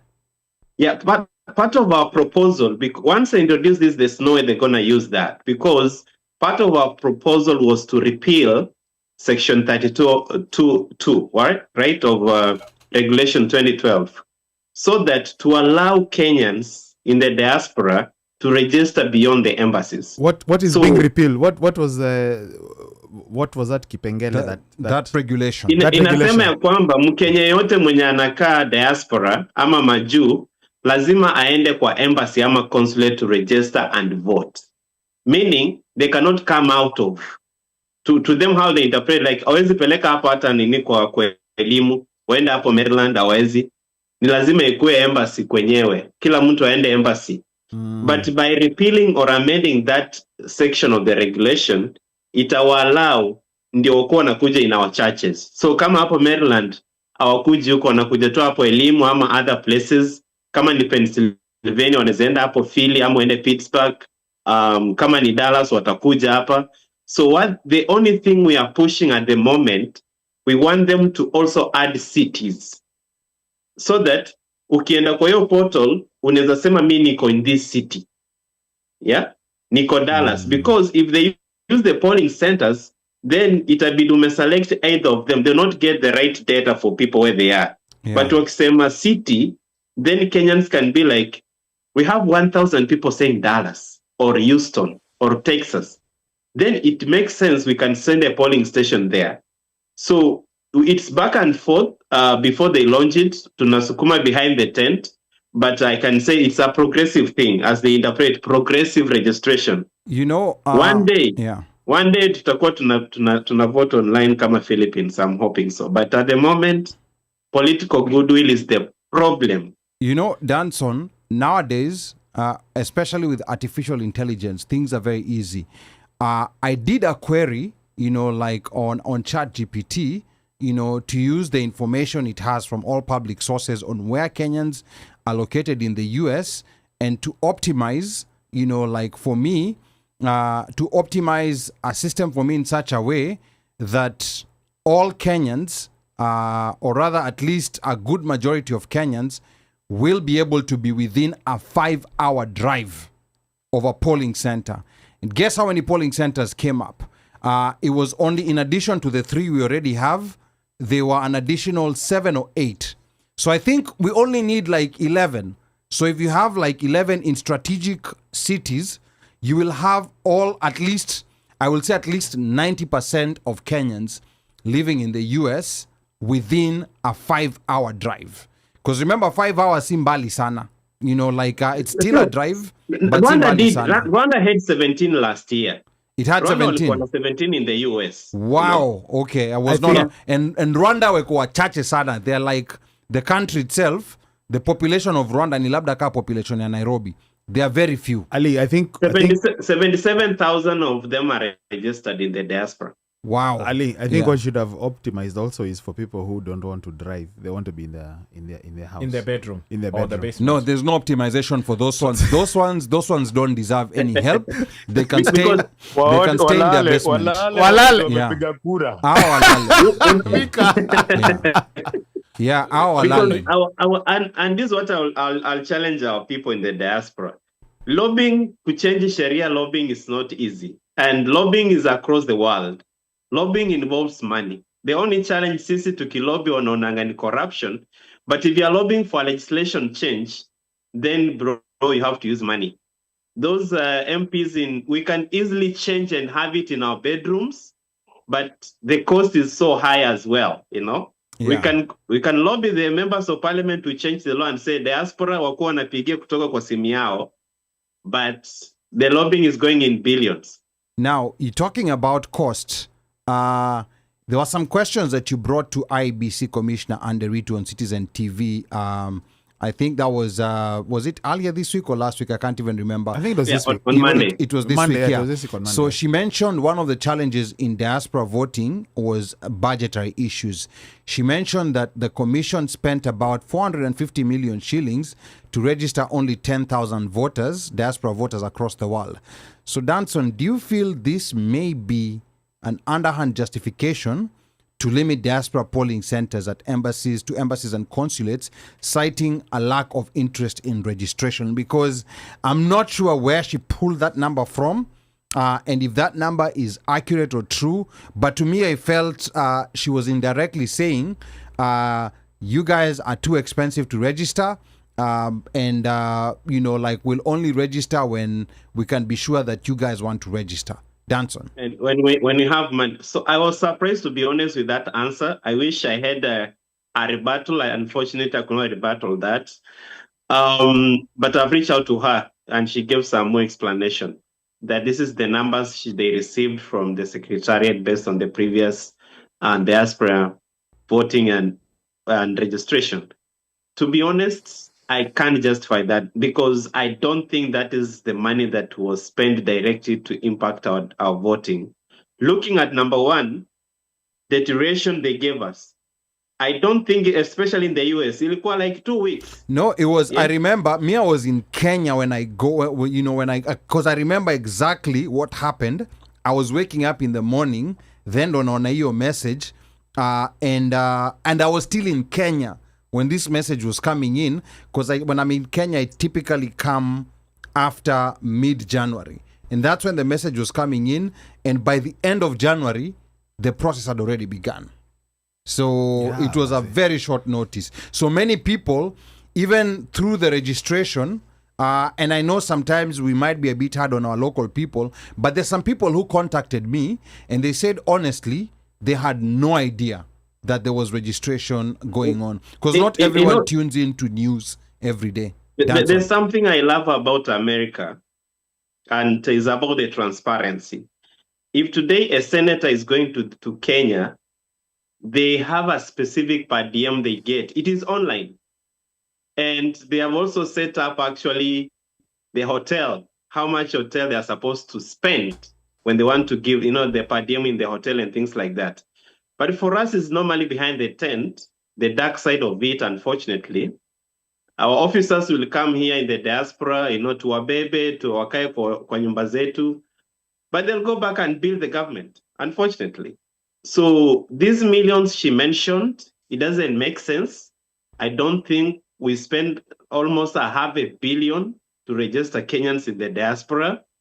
You have mentioned even some of the officers, we know even where they were staying, to be honest. Oh, yes. So it doesn't really make sense that they spend that much money. But even so for future, one thing I've realized about the budget of the diaspora, and I've asked even the Secretariat, the CEO of IEBC, that it is opaque. They don't set up a budget for the diaspora. What has been happening is wanaenda kuuliza bunge budget, alafu sisi tunapewa kadogo tu out of what they've been given. So they don't have a specific budget. They go to bunge and say, Weshimiwa, we want this money for the diaspora. They just say voters. We met with the PS for planning, Weshimiwa Boniface Makoha, and he said, we can only budget what has been planned. And we were surprised that when they gave us the tags or the charges that IBC has shared with them, and let me share this with the audience, is that there was nothing called the diaspora. And they asked us that if you guys are pushing for us to plan for the diaspora as the treasury, then there has to be a charge specific for that. Can you tell the Secretariat or the CEO or the commission when it's in place that let them send us a tuambie, when it comes to voter registration, as you have said, our people don't know what is going on, can they tell us, diaspora ni hii pesa? We went to the PS because PSs are normally the accounting officers, for budget. And he also, Dr. Chris Kipto, and he said, we are willing to give the diaspora a budget for voting. But what the IEBC is offering us is just voting. So we don't know how much you guys really need, you know?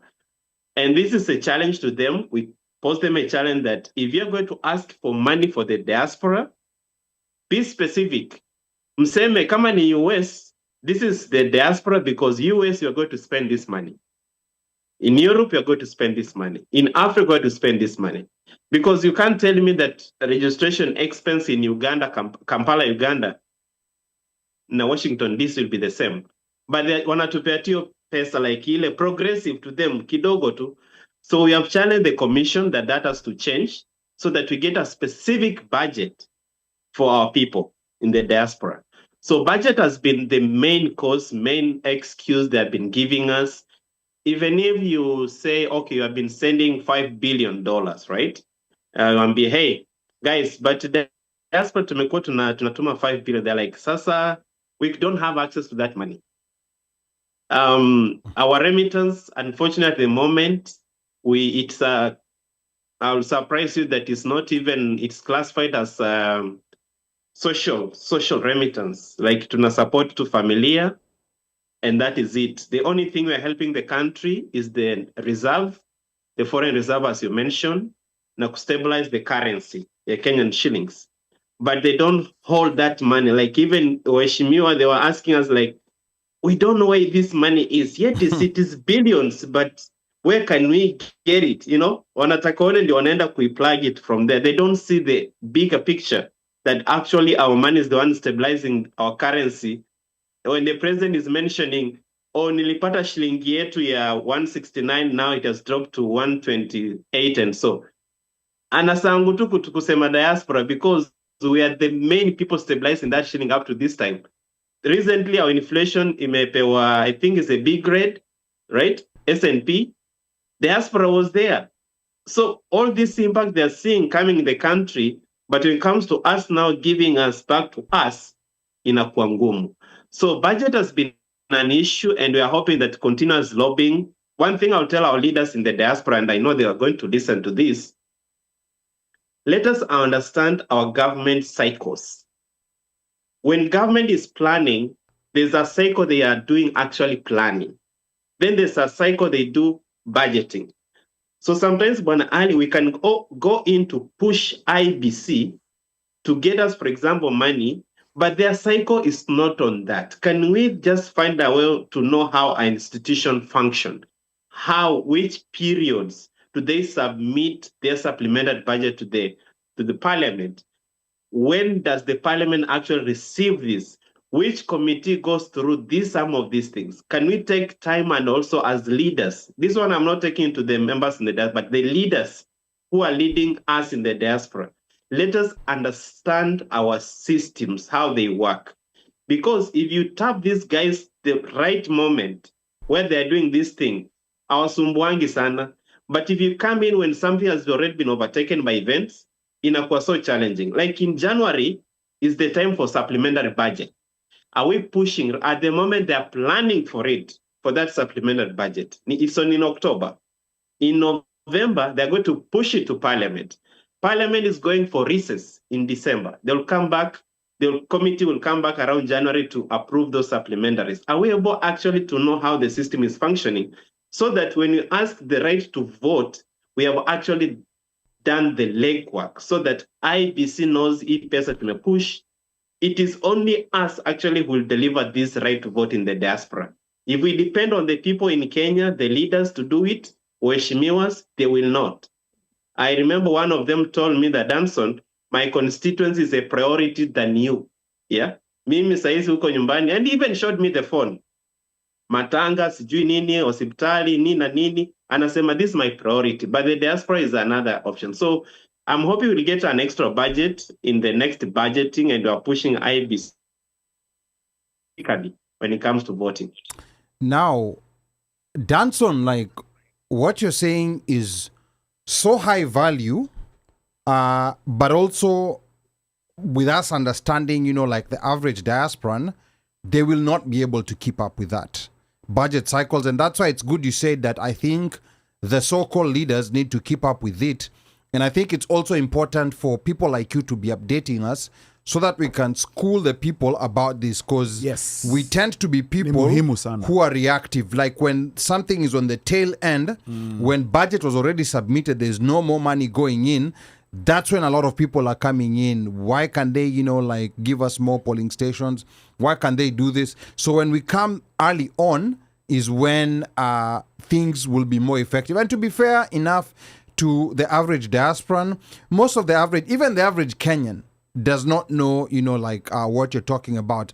I think with the grace of the Gen Z revolt, people have started becoming a little bit more aware of what's happening. Hata before finance bill, kuna hiyo time ya budget, which is more important when the budgets are being made, because by the time inafika finance bill, you're now in the mortician's office, ushakufa. It's just like unapakwa mafuta ama utavalishwa suti ama nini, Embalming fluid. yes, embalming fluid. But at least time ya budget bado uko kwa high dependency ward, but you're still salvageable. Yes.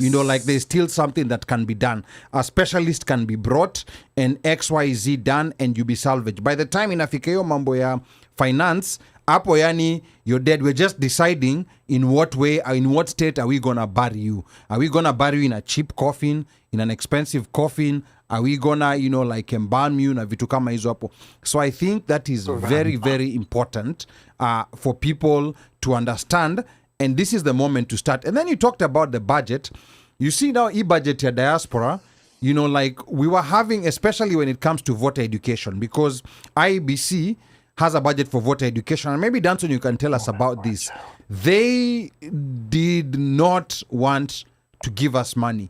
I mean, not kujisifu sisi, the OneMic Show, but we are talking to Kenyans every week of almost throughout the year. It's very few weeks that we are not here. So we're talking to Kenyans every week. We are covering these issues, but it was so difficult. So my question is, e-budget ya voter education to people in the diaspora, where is it going? Sisi hapa the OneMic Show, IEBC commissioners, kama mnasikiza, please give us that money, because we've already been doing this work for free. But let me let Danson talk before sasa nianze kuambiwa naomba pesa. Danson. Yeah, that's true. And I know my friend Commissioner Muhwana is listening to this. I shared with him the link. IEBC has been using the old methods of reaching out to Kenyans.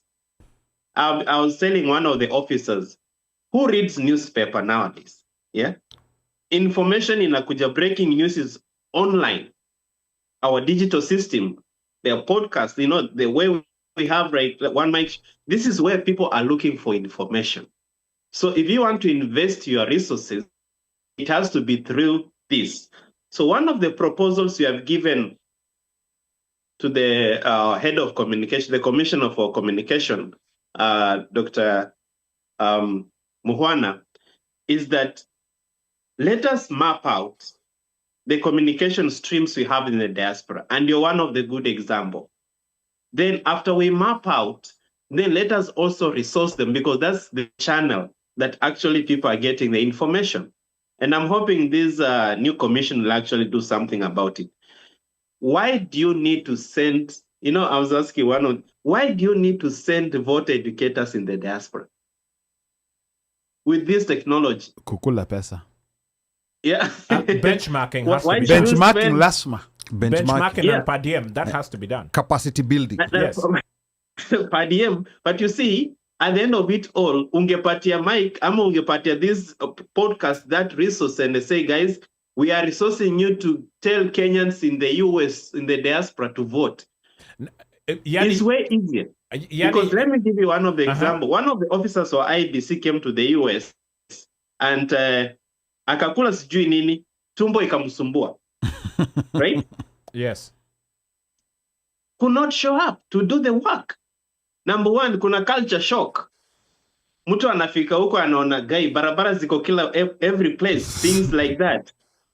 They are in culture shock. They want to go see nice stuff in the US, right? Instead of actually focusing on what has been brought them here, So we have to change it. That let's use the media that we have here in the diaspora together, because sisi watu watu wanajua Mike, watu wanajua Ali from California to the, so ukileta msao wambia sasa huyu ndio wa IEBC nitakana adwe to get, you'll be like okay, sizi vitu to be honest, Ali ungetumia tu hii manual alafu tusome. Yeah. Yeah. Ama wangeunda to those viral videos 30 seconds alafu you play and they pay you for advertisement and we are good to go. So pay. That's the key there, pay. They're not willing, but go ahead. Yeah. And so you know, and IEBC this commission will change that narrative that they need also to spend money, not to the personnel. And we have actually asked them, I remember asking the commissioners that, why should you send officers in the diaspora to help us to vote? Kwani Ali sio Mkenya? Kwani Danson sio Mkenya? Right? Why do I need someone to come? Why can you just tell me I need to sign up this? You're going to pay me this much, and then I'm going to register Kenyans in DC or Kenyans in Dallas or Kenyans in Atlanta.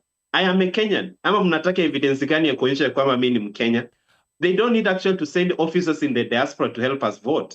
We can do this thing on our own. Yeah. So, it's interesting you say that, Danson. Sorry to cut you off.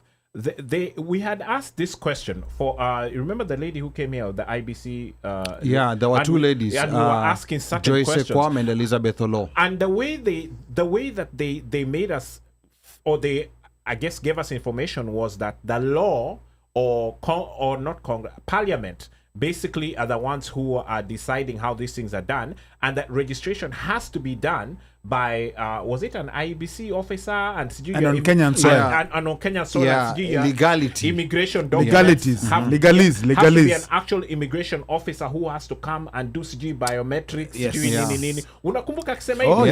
However, tukienda kwa embassy kina nani walikuwa nafanya? Anyway, let me leave that story alone. But so it is true, us is different. And you read it with the IEBC Act. So it is actually the IEBC officer that can register you. The same case for your passport renewal or ID. It has to be like, normally the passport is done by immigration officer. Correct. Unaona huyo Moses mwenye ako DC? Yes. He is immigration officer. The one to work in the consular service. Yeah. Abdi akuangi immigration officer. Abdi is an interior guy. Yeye anapeana ID. Abdi hawezi kupatia, analipwa na interior, analipwa na nani na Murkomen. Okay. Then Moses analipwa na nani na immigration, right? So when it comes to IBC, it is the same case that they have to be officers. But what is the qualification? What is the process for you to become an officer? They need to advertise, you apply, you get interviewed, you swear an oath, you need to sign an oath. Then you become an officer, you become a civil servant. Mimi nimewauliza one of the questions during mass voter registration, even during elections. Wao walimu wenye wanakuanga wa TSC, masoja, watoto wanakuanga wamemaliza university, wanakuanga IBC officers. Because the law also gives them a leeway to have what you call the temporary officers for a specific period of time. Yes. Danson anaweza kuwa an officer for 3 months or 6 months to do whatever they want to do, then he's no longer.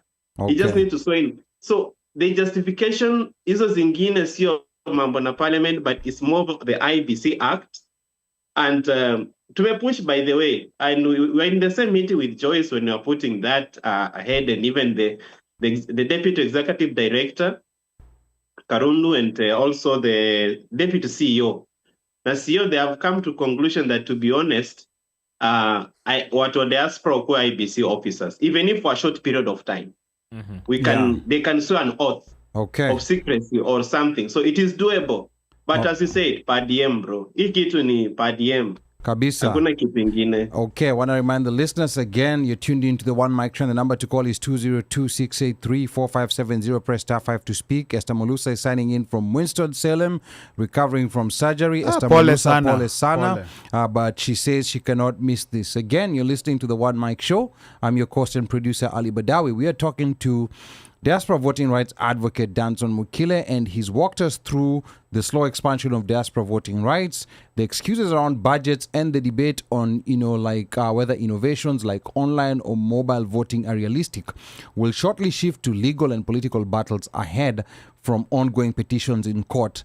legislative reforms in parliament, and even the recent ruling restricting diasporans to passports only. We'll also dig into the sensitive question of funding, and I know it's been mentioned a bit here before. Who is bankrolling these advocacy trips, international meetings, and the legal battles? And of course, we'll address some of the questions being whispered in diaspora circles. Is this campaign really about diaspora rights, or is it also a political strategy tied to 2027? So keep it locked. Please drop a comment below.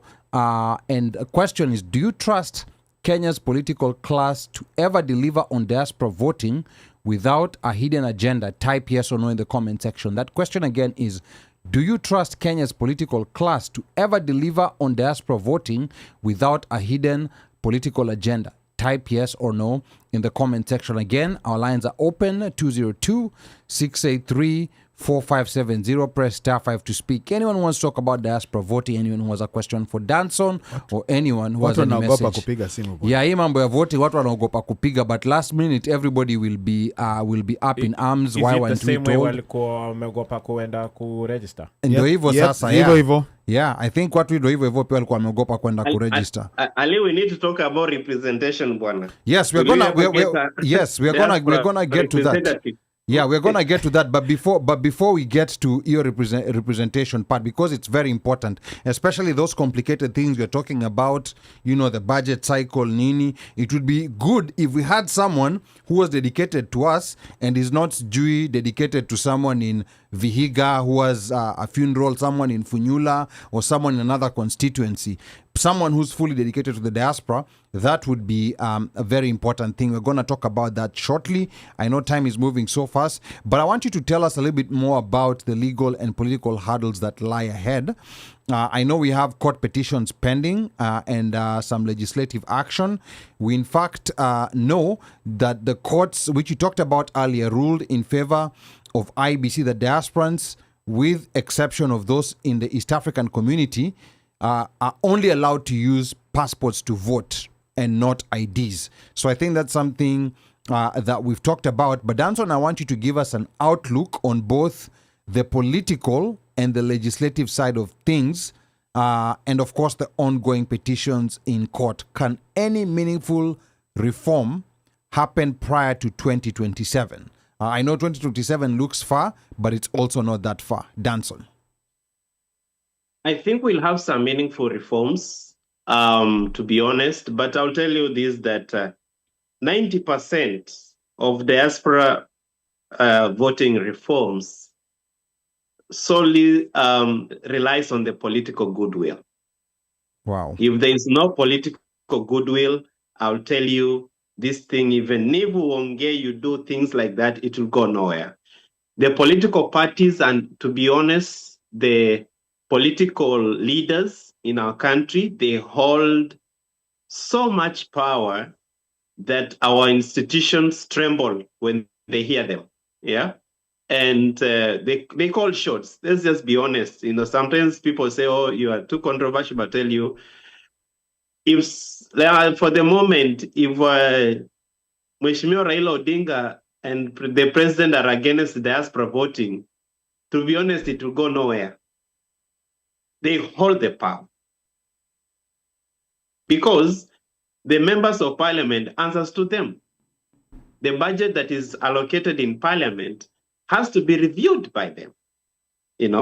So you can imagine how much power. So it is the political goodwill that pushes, even if the IEBC came up with good reforms, wonderful policies on the diaspora, without the political goodwill, Bwana Ali, we are not going anywhere. So how can we handle this? Because let's be honest, the broad-based government is not very popular. Actually, they are not popular at all. Especially after the Gen Z revolt. So people have been looking for alternative ways to do things. Even people who are diehard supporters of this side or that side. So are you telling us that it is that time to humble ourselves and maybe try to use the party structures or rather the networks that we've had of the coalitions that we supported to try to move the needle? Maybe I'll just say this. At the moment, when it comes to the broad-based government, there's huge skeptic when it comes to the diaspora, especially after the Gen Z revolt. The diaspora participated a lot. Yep. And in this meaning, resources, okay? Not the protests you saw in the DC or London or that, but the resources. There's a lot of, if you look at even the numbers, if you go to central bank and you look at last year numbers, they look at how much money came into the country, you realize that period there's a lot of influx of money in Kenya. They really did a lot, and that one really impacted, especially as leaders who are pushing some of these reforms. Those who hold these powers that we are seeking, they became skeptical, right? So it is so hard, even the principal secretary to walk in an office, or let me say the president say, Mr. President, can you help me to push for diaspora reforms and things like that? Ataangalia aseme, watu diaspora, you know, we are human beings, right? It's honest. You have to say, hey, how are they gonna vote? So it's true that they became very skeptical, but having said that, we continue pushing. Things have calmed down at the moment, but they look at how will the diaspora. I remember one of the leaders saying, "Ujue nyinyi hampendi tam." So we are not so sure, because today our leaders can easily control our constituency with money, but how much can they offer for the diaspora? Nothing. Mtu anaenda Kaspool apeane pesa na watu watunge laini, mama anatoka hapo anapewa 1,000 and they vote on their favor. But in the diaspora, they can't do that. And that's where our power very is. Skeptical. And that's right? our power. Yeah. So that is the sad side of this story, that we shot ourselves in the foot as much as we are. It's our right to do so, but it put us in a very delicate situation, that these are the leaders who are also, we are seeking them to give us this right, but how we are doing it, wanatuuliza maswali. They're human beings, yeah? Even if Ali, you were in that state house, yeah, and something happened last year, Gen Z, I'm very sure utaka useme, and they have tools, they know how much you're sending in, and they know even the people who are sending this money from the diaspora, you know, they have the names, they know the people, they have the machinery to know all these things. So that is the lowest side of this push for us. But we have to continue. One thing I've been telling the leaders is this. The diaspora, majority of people who are in the diaspora who are voters are the first generation. Meaning, tuko na hiyo tabia zetu za kutoka Kenya. Tuko na hiyo ukabila yetu, and I will not shy away. Diasporans are also very tribal, right? We, unfortunately, as much as we live in good governance systems, we are very tribal. So the voting wave, if you look at 2022, Raila Odinga won in all polling stations except Doha. Why Doha?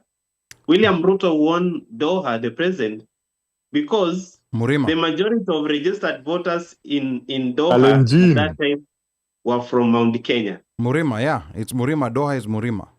Yeah. Mm-hmm. So you can imagine how that, if you look at the voters in Washington, D.C., we have to go look at the numbers. When I was there, ni watu wengi walikuwa Obaba. There were guys from Minnesota na our Luo sides. Hao ndio wengi. Kina Moshi hapo walikuwa hapo wengi sana in D.C. Right? So what I'm trying to say, we mimic the political spectrum. But how do you explain LA? Because LA Baba won too. How do you explain that? So LA ilikuwa Waluya, and mostly LA, most of them ni Waluya who are majorly from Kakamega and Vihiga. LA, I would say is Damu. No, but LA is a Murima city.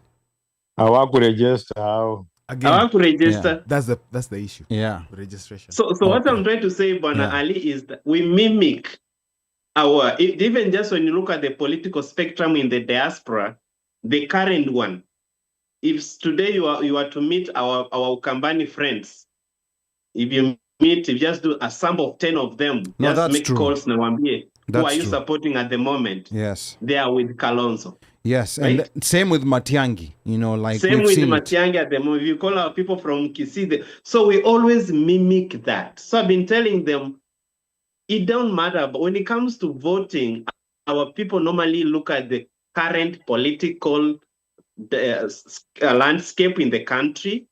So if we have more people that community leaning towards this presidential candidate, it's a reflection of us in the diaspora. So that is the only explanation I've been telling. Like I was telling guys, Australia, for instance, majority of people who are in Perth, they are Kalenjins. We can't lie that. So if you put a polling station in Perth in Australia, definitely they're going to vote for who? Kasongo will beba Australia. Kasongo. That is the reality of how we are in the diaspora. We haven't left our Kenyaism, hiyo yetu.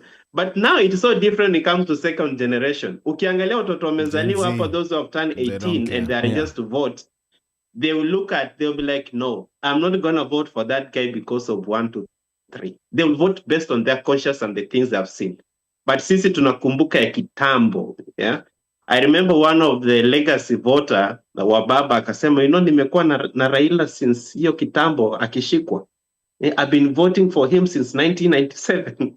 So how will you change this person in 2027 and tell him you need to vote against the Baba in 2027? You mean Omosh? Ali changed. Now, Why would you change? now we, no, me, I'm still available. Emotion about Baba age miss. Now, Ali, mlikuwa We'll mmepotea. close you for a minute. yeah, okay, unatusikia sasa? Yes. We can hear Okay. you now. Yeah, so kwa signal ilikuwa imepotea, even the YouTube, I'm going to check the Facebook. Just say the number. The number is 202-683-4570. Press star 5 to speak. Mike, check Facebook. Make sure that Facebook is still on, because there was a quick delay. But wacha tutaendelea tu, like in case Facebook disconnects, you will connect back. Again, the number is 202-683-4570.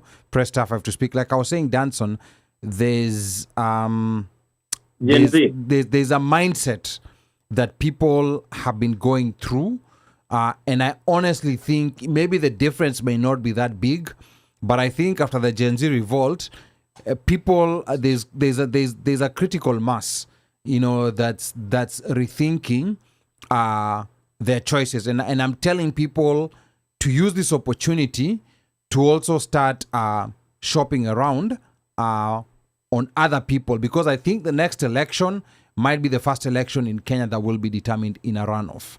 So it is okay, even if you support a candidate who will only get 5%, a candidate who might only get 10%. I think it's important such that we don't have a concentration of power of people who just come together, such that you will have 1 or 2 people to check power inside. And I see, Danson, you have something you want to say about that. Yeah. I know you have mentioned about the Gen Z. I've looked at the 60 years of Kenya, and the leadership when it comes to voting is normally an inverted pyramid. What do I mean by an inverted pyramid? We don't choose leaders. They choose for us, they bring down for us to validate, and they even buy their votes they help us to validate. Yeah? Wanatumia pesa yao kutusaidia kuvalidate those people they have actually chosen for us. We have an inverted where the leaders sit somewhere, few of them, the way you have seen even the opposition, or even on the other side, wanaamua, wanasema huyu ndio tunataka.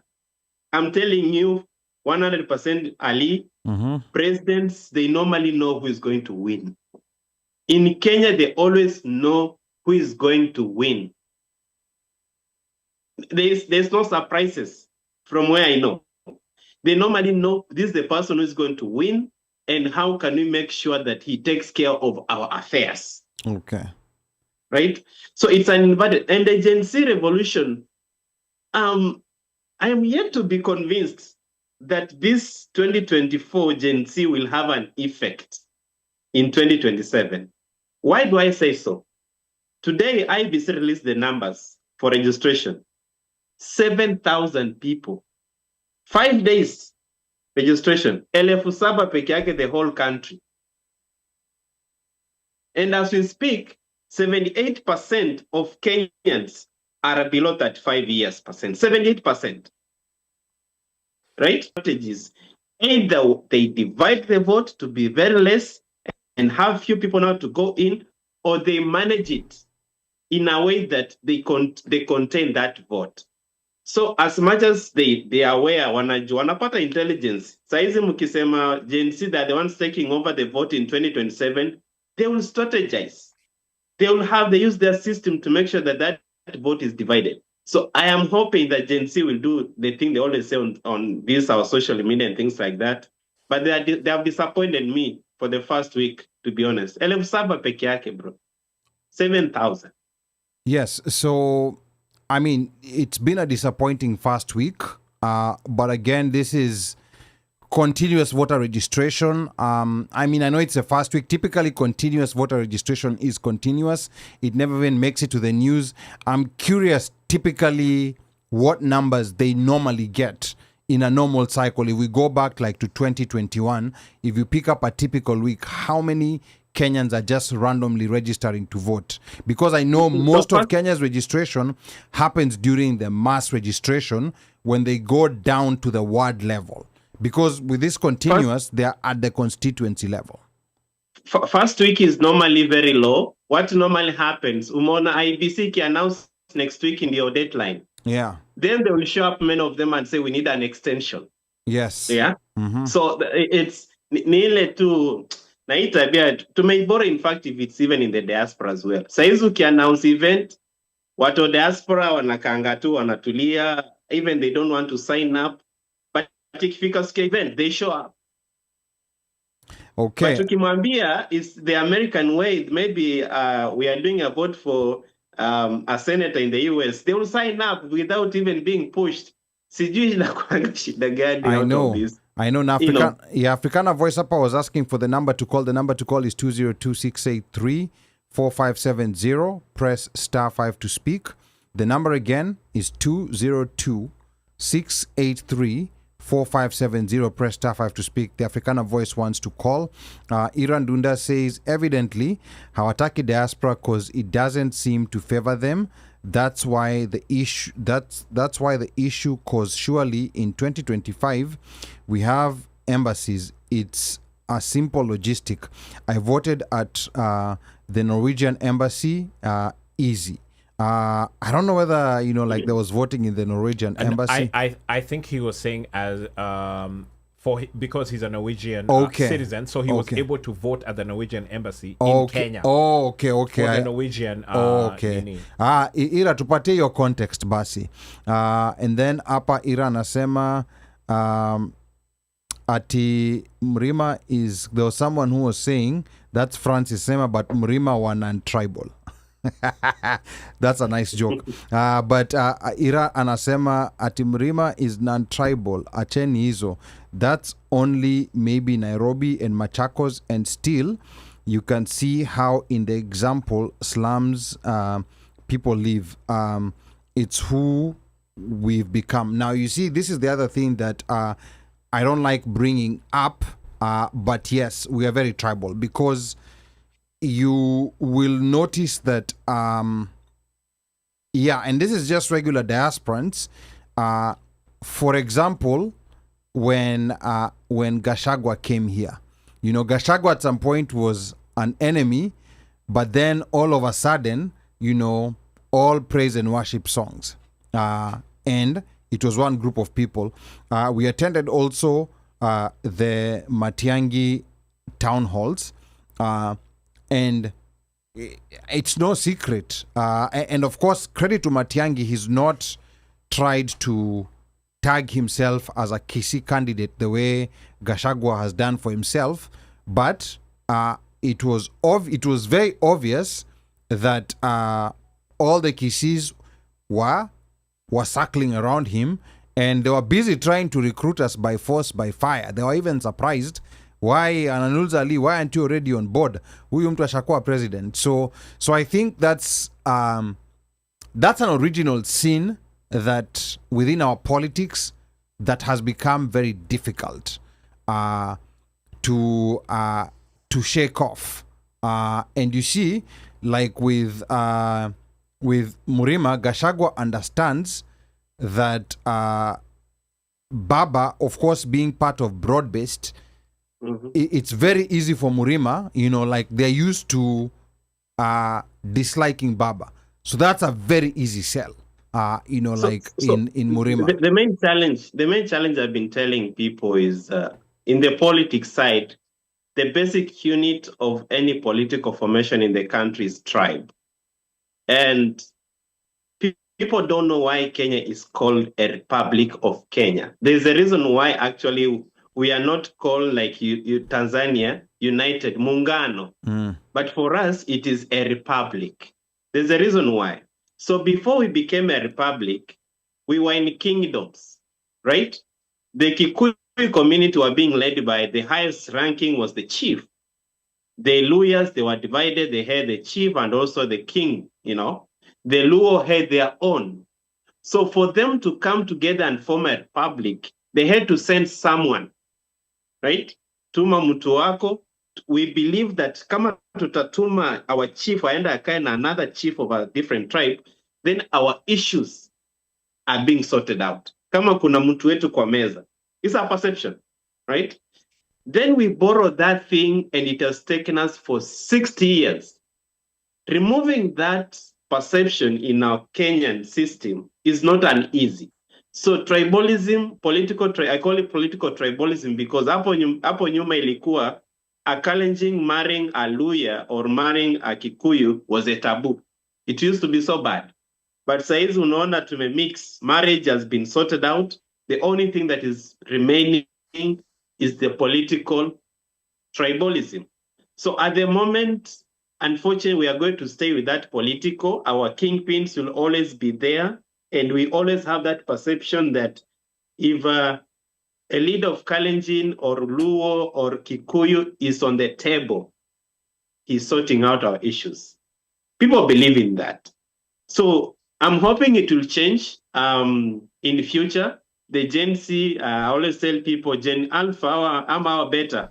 Wana Ali, our beta, watoto wetu wamezaliwa juzi. I think these are the only people who can actually change that narrative. Wow. But tribalism is so deep. Yeah. Okay, asante sana. Again, the number to call is 202-683-4570. Press star 5 to speak. I know there's someone who's been trying to call. Ikiwa imekata, let us know and we'll send you, like the Zoom link so that you can talk to us via the Zoom link. Omosh kuna hiyo Zoom link in the show prep group. You can share that link with the caller if the call is not going through. Again, the number to call 202-683-4570. Press star 5 to speak. Do we have a caller yet? No. Not yet. Okay. No. We're testing and it's working. Yeah, nasema is connect, but the line's working. So.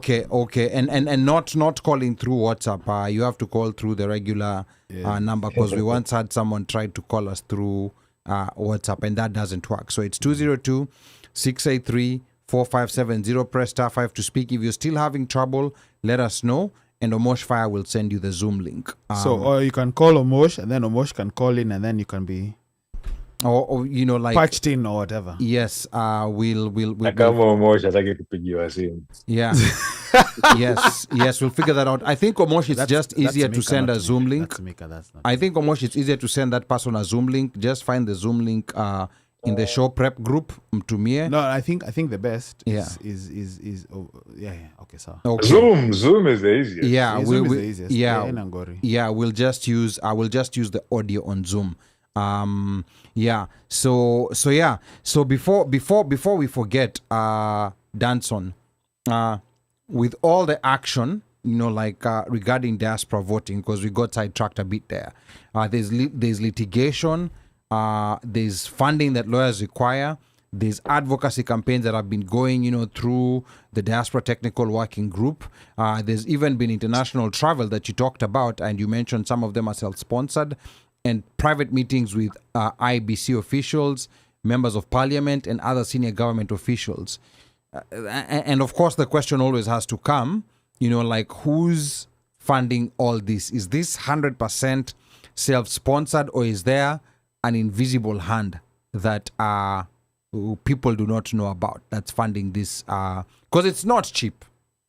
Yeah, it's not cheap at all. I will confirm that it is 100% self-funded. And I really want to thank the members of the Technical Working Group, because some of these people, they had to put in vacation, not for them to go enjoy good time in sand beaches or go spend time with their families, but to travel to Kenya for this particular task. And they paid very expensive tickets. You remember, June is high season. And some of them he's my good friend. I always want to mention him, Adoga from California. He booked his flight like 2 days before we fly out. And you can imagine how much is that. That's almost $4,000, right?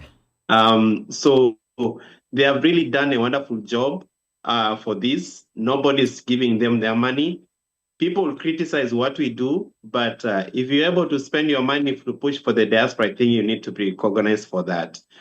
They have made the people, they didn't go to Nairobi so that they can go to their villages to spend time with their families, but spend in Nairobi in hotels and push for this. So it's 100% self-sponsored. And I wanted to appreciate them. When it comes to we are hoping that the diasporians can really change this narrative. Lobbying or pushing for some of these rights, it's quite expensive.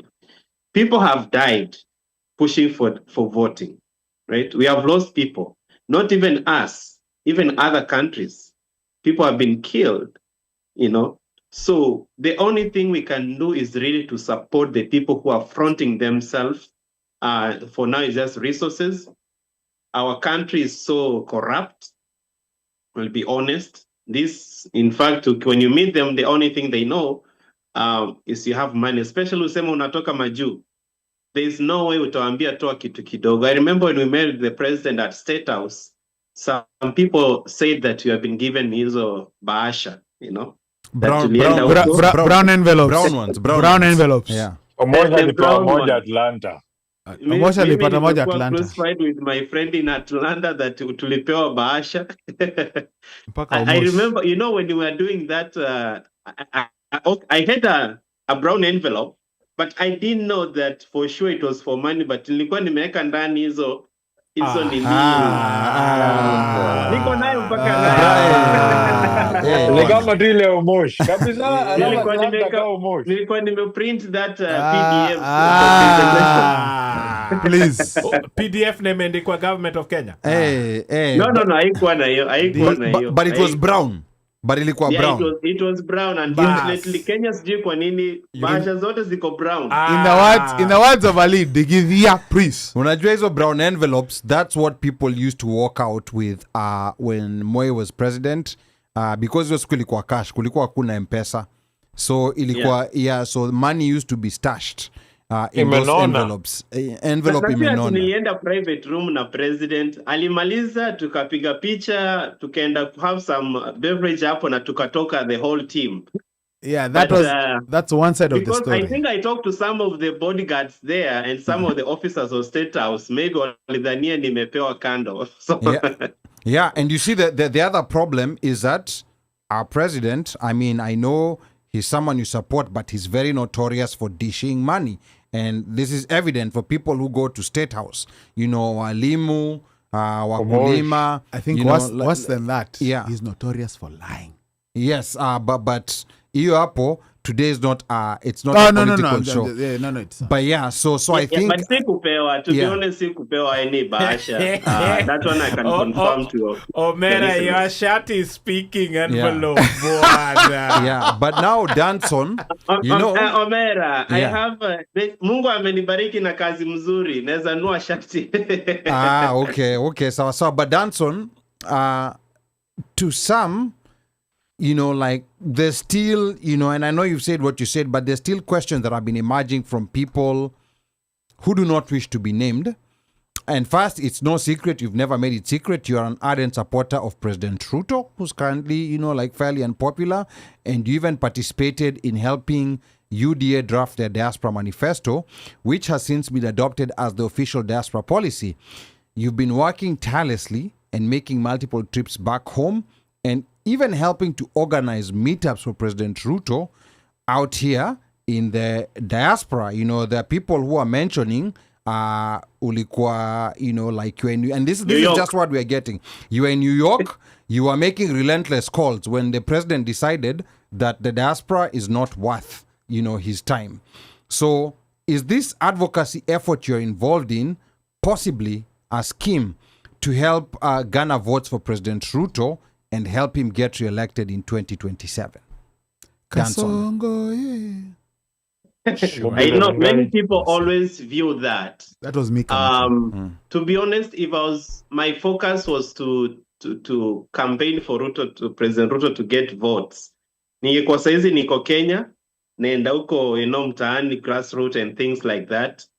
But mine has been, it has not been about me, to be honest in this. I've looked at our children. If I leave this earth today, if Danson is no longer there tomorrow, what am I leaving behind that people can come on and build on it? Omosh did some wonderful job in 2012 with the IEBC.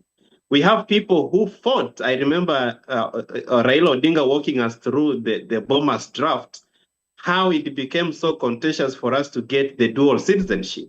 It wasn't an easy thing. Some people did some things for us. My job was, what else can I really do for our people now that I know people did something for me that I'm enjoying today? Today, even if I'm a dual citizen of the US, I can go home, run, and only change my citizenship once I've been elected, right? Because the Constitution, you become a state officer after you have been sworn in, meaning you cannot be sworn in with the dual citizenship, right? But you can run as a dual citizen as long as watu wanakusupport until you get elected. Hiyo siku ya kushika Biblia, then you must make sure that you have relinquished the other citizenship. People did some job for us. So my work has been majorly to help our people who are coming in from Kenya, coming to the diaspora, that as they leave the country, that you're able to choose the leaders who are coming in for us. We have at least the right to elect in. It has been disfranchised. What can I do as Danson to push that many people are coming in the diaspora can actually vote, can actually participate in choosing those leaders who are making those decisions? So the political side, yes, I support the president. I've done a lot of work. I don't shy away. I support the president, but I'm normally very objective. When something is wrong, I always say it is wrong. But the only thing, maybe many people normally label me, I am not that person mwenye nitaenda kwa WhatsApp group ni andike hizo vitu. I know some of these officers by name and I have their contacts. Mi nampigia simu. Ama nikienda Nairobi, I can go to their offices and talk to them. You know, at least I have that channel. I can share my frustrations and things like that. So that's how I do. But diaspora will always criticize what you're doing. So I expected that. Okay, very good answer. But we have a caller. But before we get to the caller, Danson, I just want to be sure. So this is not a UDA initiative, because there are people who strongly believe that this is, you know, like a secret UDA initiative. But I just want to hear it from you. This is personal. You're using your own money out of your own pocket, and there's no, you know, like marauding brown envelopes going around. with No, money I inside. am just exercising Article 38. When you started, I told you Yeah. the right to belong to a political party. I belong to UDA. I don't shy away. It is enshrined in the Constitution. But this thing, the right to vote, it is a diaspora initiative. Okay, sawa. Again, the number to call is 202-683-4570. Press *5 to speak. I think we do have a caller. And do we have a caller yet? 2658. Name and where you're calling from. Welcome to the OneMic Show. Hello, everybody. My name is Esther Mulusa. I'm calling from Winston-Salem. I'm at Wake Forest Baptist Health University Hospital. So I'm getting discharged. Kesho. Thank you for the wishes. Oh, So I want to talk about two things. Can you guys hear me? yes, we can hear you loud and clear. Go ahead and Pole Sana. Go ahead. Yes. Oh, I'm recovering pretty fast. Yeah. So I just wanted to name two countries that have, taken good care of their diasporas better than Kenya, and I feel very embarrassed when Kenyans don't want to move forward. I just feel, this is my feeling, that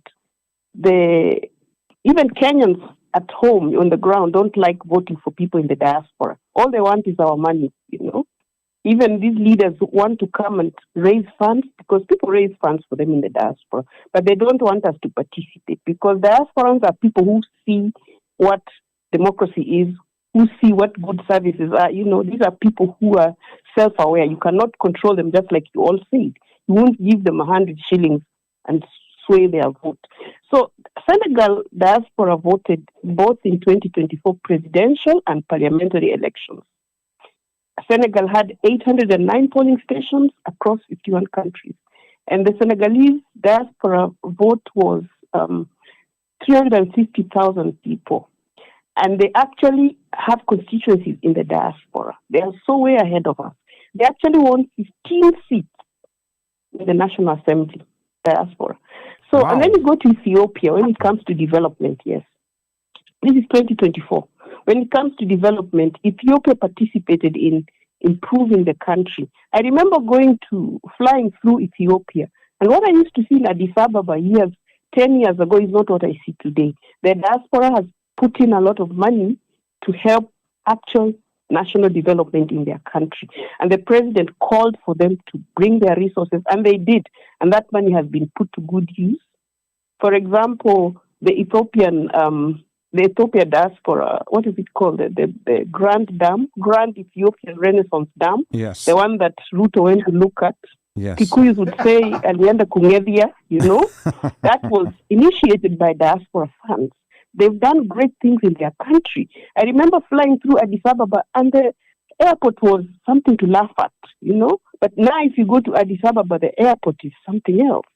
It's very, very well, managed. It's very big. It's very ultra-modern. It's not the little one where people used to be called, Kigali, It was like a bus stop, So Ethiopians have put the resources of their diasporans to very good use, and they recognize them.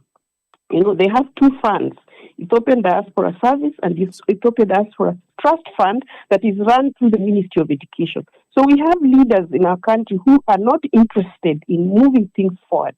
They've always look at us through that lens, that traditional lens, that people in diaspora are troublemakers, the people who used to go into exile.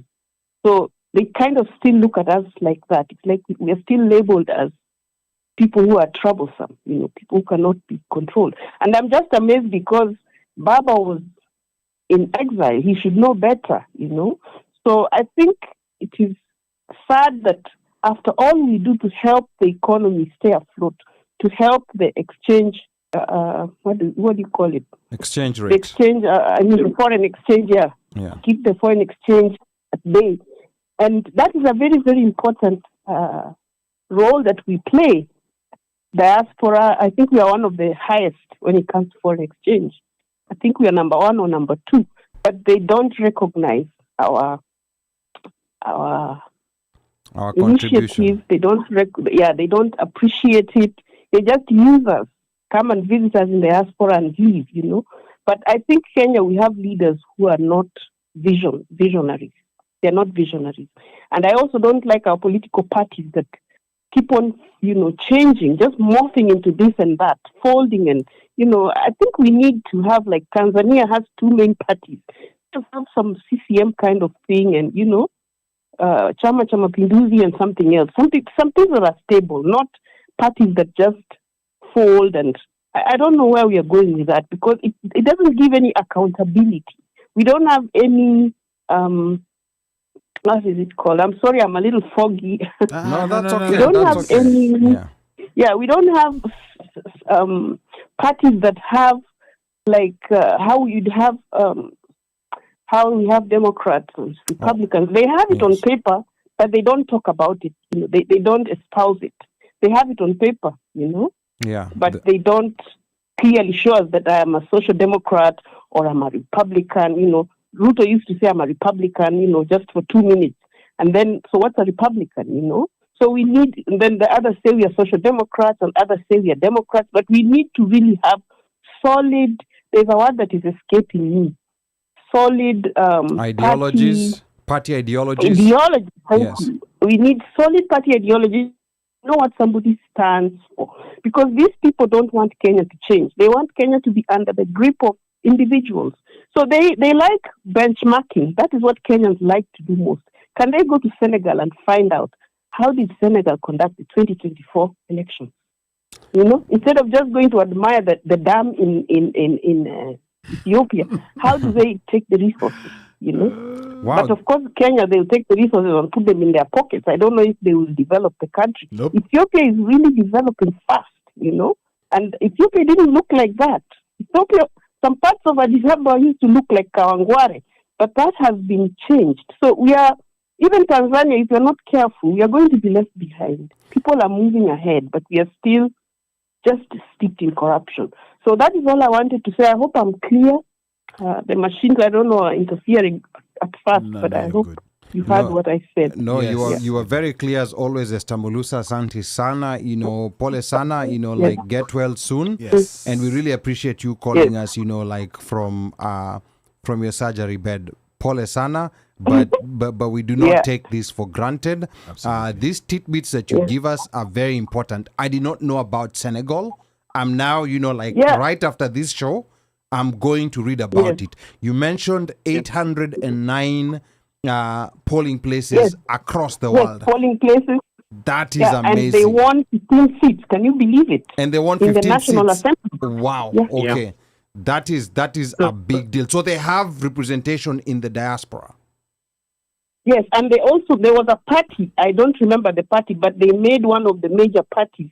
They really boosted the votes of that major party, and it won. Okay, and then so they have a say. They're allowed to vote in the local, people in the diaspora allowed to vote for their local MPs. Is that what you said? Yes, local MPs, but they also voted in diaspora. Or People diaspora MPs. They also, the diaspora vote, 15 were from the diaspora. Oh, okay. That is, Baby steps. They voted presidential, and then they voted parliamentary. But they also pushed in because they have constituencies in the diaspora. Oh, and those diaspora, that is interesting. Baby so steps. That's what we need.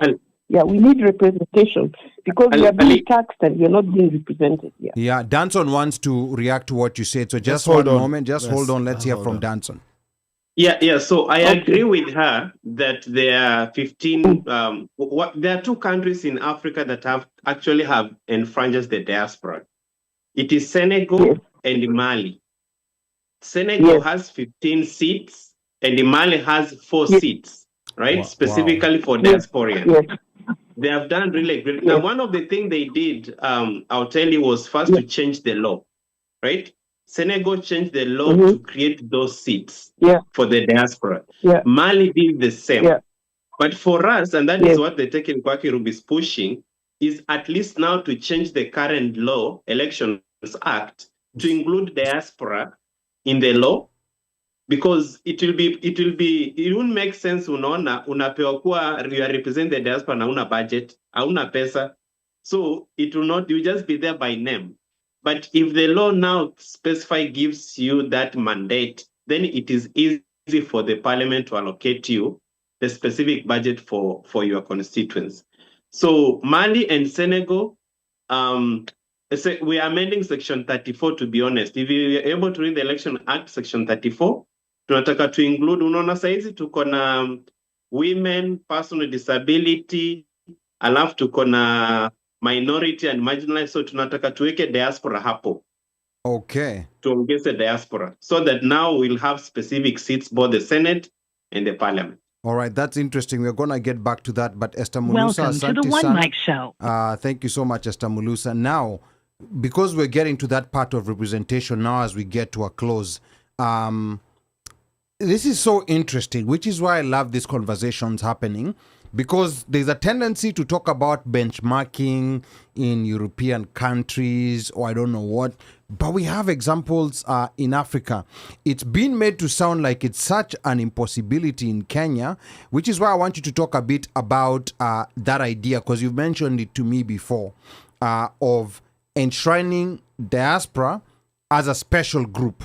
The way you have people with disabilities and the way you have women, you know, like for that to be enshrined. Just maybe briefly describe how that would look. Would it be to create, you know, seats within regions of the diaspora, or how is it gonna technically work, Danson? So at the moment, what we are proposing, because I said is progressive. I've seen some politicians, including His Excellency Kashagwa, telling people, nitawanominate kwa county, nitawanominate kwa nini. Article 100 is very clear of the Constitution. There are 4 groups. We have the women, ndio wanapatanga nomination, right? Like Senate unajua inakuanga na 67 slots. So 47 ni wale wako elected, then hao wengine wanakuanga nominated. 12. Now all of them are normally women, as it is at the moment. So meaning wanapewa zote 12 slots. Wanagawana, so political parties do that. Yeah. Then we have the person with disability, meaning IEBC, when the political parties are submitting the party list, kuna kitu inaitwa party list, allocation of seats, kuna kuanga na columns. So Bwana Ali ana support, for instance, Bwana Ali ana support ODM. Amewekwa kwa hiyo list. Right?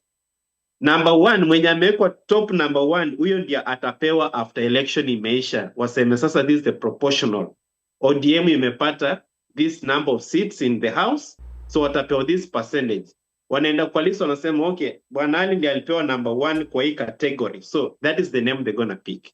They will pick a person with disability, the youth, ethnic and minorities, those minority marginalized groups.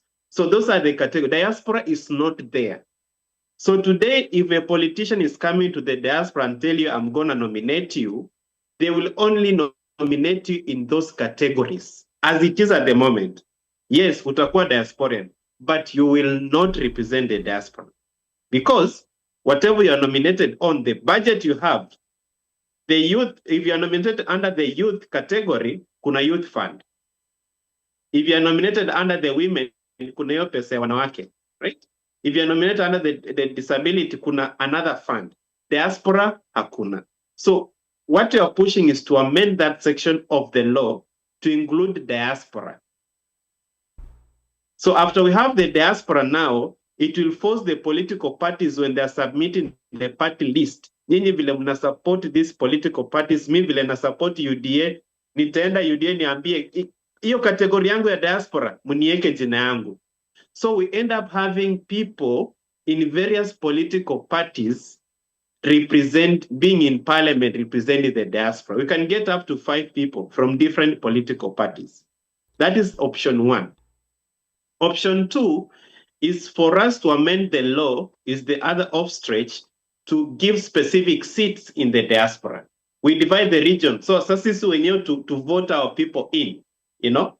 Now we say, America, the way other countries are doing, like how Mali and Senegal and Rwanda did, is number 1 to divide the whole region. North America, Europe, Asia, and Africa. Each region 1 seat. Kenyans who live in North America will now register with the embassy, and during election, they vote in the person. So sisi pia tuna run our own politics huku. Yes. So whoever will be voted in anakuwa automatically a member of parliament in Kenya. Wow. Now, like you talked about the two options. One where the law is amended and they create a category for diaspora, each party. So that means ODM, like nominate someone from the diaspora, UDA nominates someone from the diaspora, maybe DCP nominate someone from the diaspora, just the same way they would nominate a youth, a woman, or someone with disabilities. So there will be multiple diasporans in there. And option B is where we create constituencies in the diaspora. If the whole diaspora is one big constituency, or maybe if US is a constituency and UK is a constituency, or I don't know how that works, Danson. So how it works at the moment, and I'll talk about, we have diasporians who have been pushing for Diaspora County 48. For instance, having a new county called 48. Yes. It is not possible at the moment, because if you read the functions of a county, unajua functions za county ni nini? Ni mambo na sewage, mambo na stima, mambo ya ECD. It is in the constitution, right? So how will it fit in the diaspora? Meaning we have to amend the constitution. Who is willing to go that stretch? Our wanasiasa tuko now, they are not gonna do it. Let's come to the constituency. As it is, the constitutional says there are supposed to be 290 constituencies. For us to get 295 or whichever, meaning we have to go back and amend the constitution. And that means it has to be the popular initiative. We have to take that question to every Kenyan and ask them if they want to increase more constituency in the diaspora. It is an overstretch, right? The only part we can survive is during delimitation. IEBC is allowed to meaning kusukuma hizo boundaries. They can actually kill one or two constituencies in the country. You know why?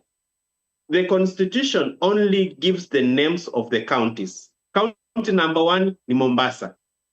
It is in the constitutional schedule. Ukienda saizi hata ukiangalia online utaona number 1 county, they have been given the names.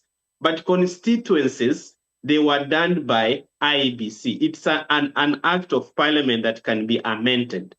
They can kill one of the constituencies if it doesn't meet the threshold, because kuna kitu inaitwa per capita. So saizi tuko 57 million Kenyans, tunachukua 57 million na tuna divide by 290 constituencies. So per constituency, we are approximately, as the law says, we are supposed to have at least 190,000. Kuna constituency yenye iko na 22,000 people. Na ni constituency full. So meaning, IBC can actually kill this constituency na iseme hii ni ya diaspora. So we are not increasing from beyond the 290. There's still 290, but now we are bringing in diaspora, right? They can do that by just amending. Constituency number 1 ni Changamwe. Ward number 1 inaitwa Portrays. Sijui kama uko na job bwana Ali. Of course, Portrays. Ward number 1 in Kenya inaitwa Portrays iko Mombasa. Yep. Yeah, hiyo ndio number 1. Ikikuja kwa mambo ya resources na nini, wanaanzanga na hiyo kwanza, wanaenda juu. Kama ni county, so they can actually kill that.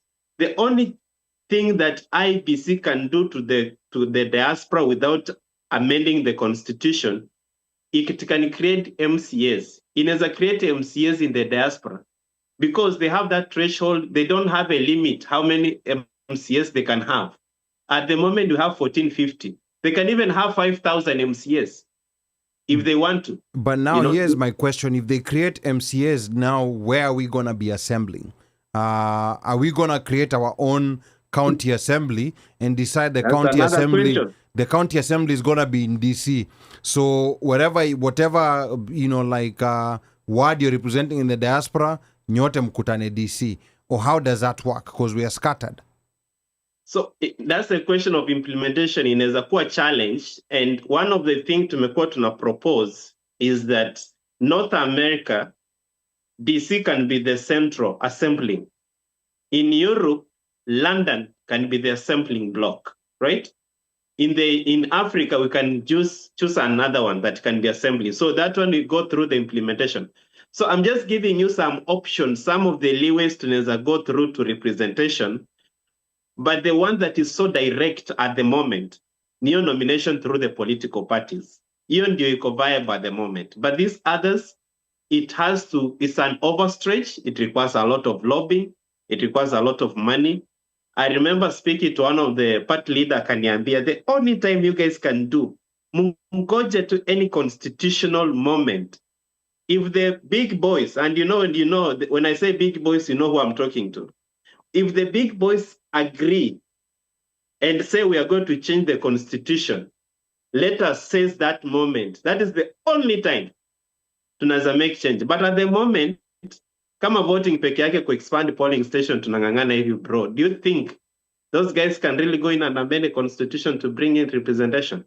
So the only window we have at the moment is through nomination of the political parties, pole progressively. Okay. So we can have 2 people or 3 people in parliament and the Senate, then we grow, another election we push, another election cycle we push.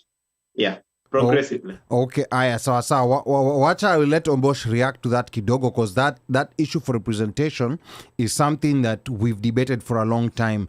But Apa Washeke on Facebook was saying, we like bragging that we are way ahead of our neighbors, but tumewachwa kwa mata. And then Esther Mulusa says, the diaspora has unique needs that need representation.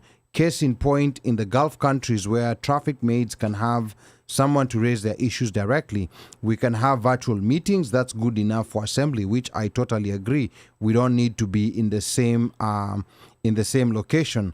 So Omosh, umesikia you about representation, because I think there's a technical side of it. The other issue that I want you to speak about a bit, Danson, after Mosh speaks, is an issue that also that same constitution doesn't allow someone who has dual citizenship to be a state officer. So that will be another hurdle, because if you have American citizenship, you cannot represent people in America, because you cannot be a state officer in Kenya, which again does not make any sense. But DJ Moshfire.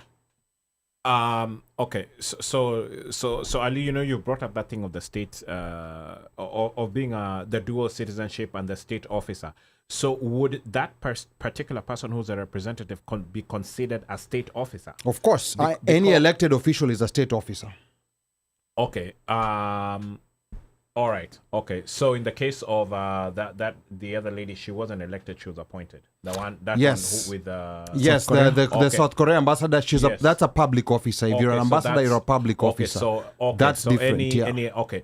All right, Sawa. So I hear you, and then also that adds up to the point that Danson had made earlier about, once you get elected, then on day of swearing, then unafanya nini. But somebody would obviously use that as a crux against you, so that when you run and you're still, I guess, wanasema you're in both places, they can use that against you to kind of like kick you out the door. But in terms of the representation, to me, I think for me, the way I look at it is how exactly I understand about the allocation of monies.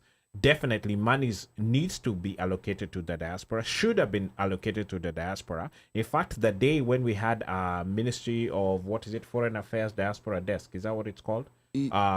State Department of Diaspora Affairs. Yes, that one. The minute that happened, the allocations should have been made appropriately, because then now somebody's saying that we recognize you. But it was almost to me like an okidok, where it's like, we recognize that you have money that you're sending to us, so you don't stop sending the money, then we'll give you something, at least kusema mukona kakitu, like an umbrella. Lakini now when it comes to actually talking the talk and walking the walk, it's not, the math is not mathing based upon what we are bringing in or what we are pushing. Because I think we are the number one source of foreign revenue to the country. Yes. We beat tourism a long time ago and all sorts of different things, whichever way you want to look at it. And even to the case on point where Danson was saying that during the Gen Z movement, there was a lot of money that was coming from the diaspora. Well, that could have been looked at with another lens, where you basically say our people are suffering, that's why we sent money. But, neither here or there. So again, back to how this would actually, for me, my question would be, how will this actually work? within the different countries in the diaspora, and which zone will you say we're not going to have representation? Are you going to do it based upon population? Are you going to do it based, and if we're doing it based upon population, it means then again or numbers, it would mean the numbers of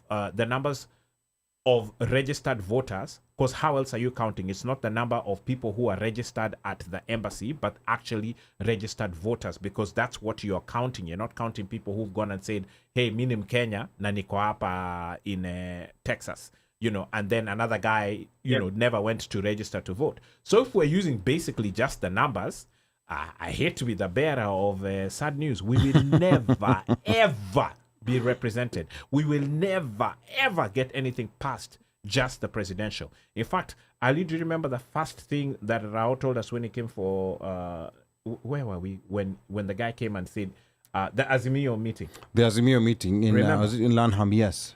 The first thing he said, he did, even before, I think it was even before he said hello, he's like, Maze, I'm disappointed in you diaspora chaps. Yeah, you guys were given a chance and you mulikuja watu so saba. Kwa registration. He's like, I don't believe this. How are you guys only 700 registered? You know, and this again is before voting. Remember? Because that meeting was just before voting, and then they had to rush back because the elections back home. Backs had died.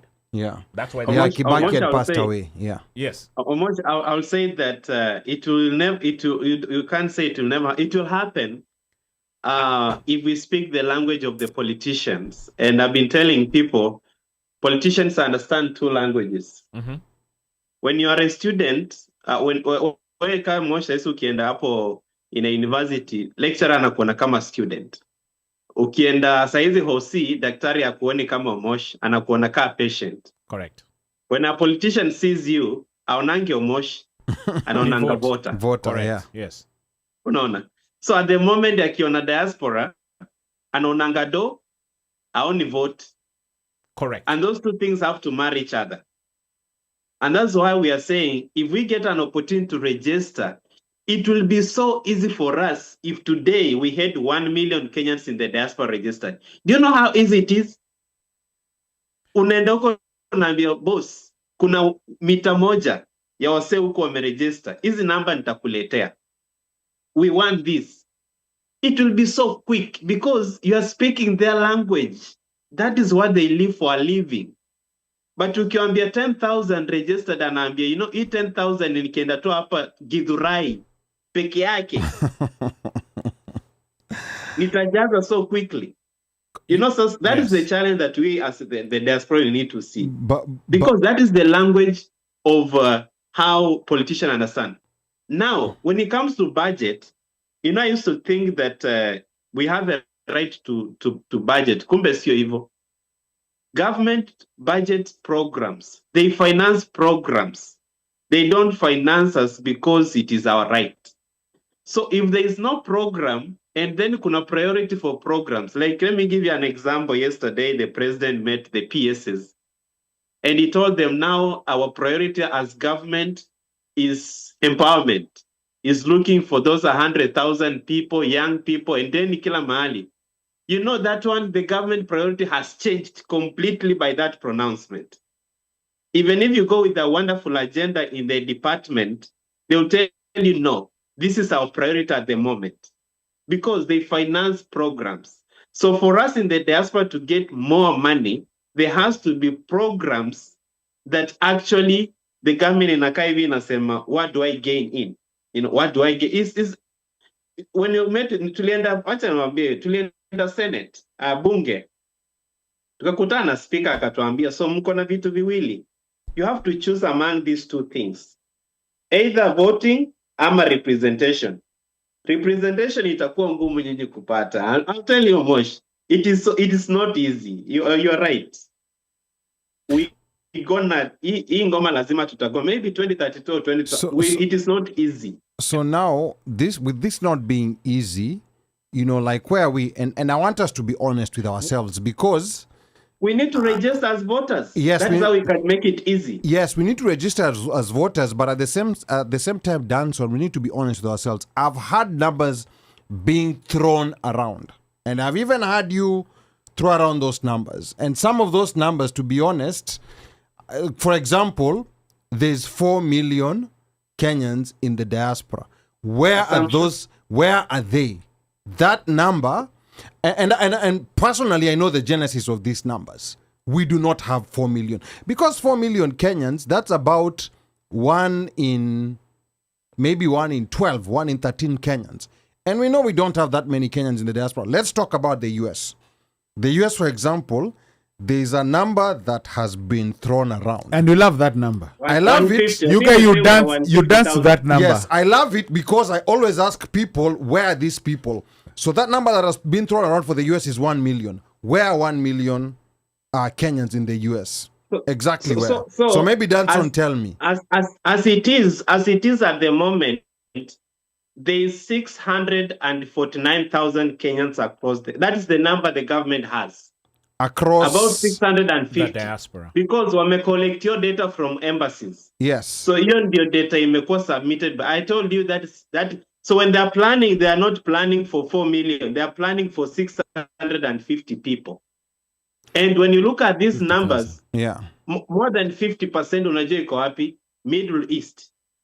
US hawana numbers. They don't know the exact numbers of Kenyans in the US. I remember when the president, when he was the deputy, I think you saw me sitting with him in the church in DC when he was running for office. Yeah. Tukikaa na yeye chini, the first question aliniuliza, he was like, Danson, how many Kenyans do you have in the US?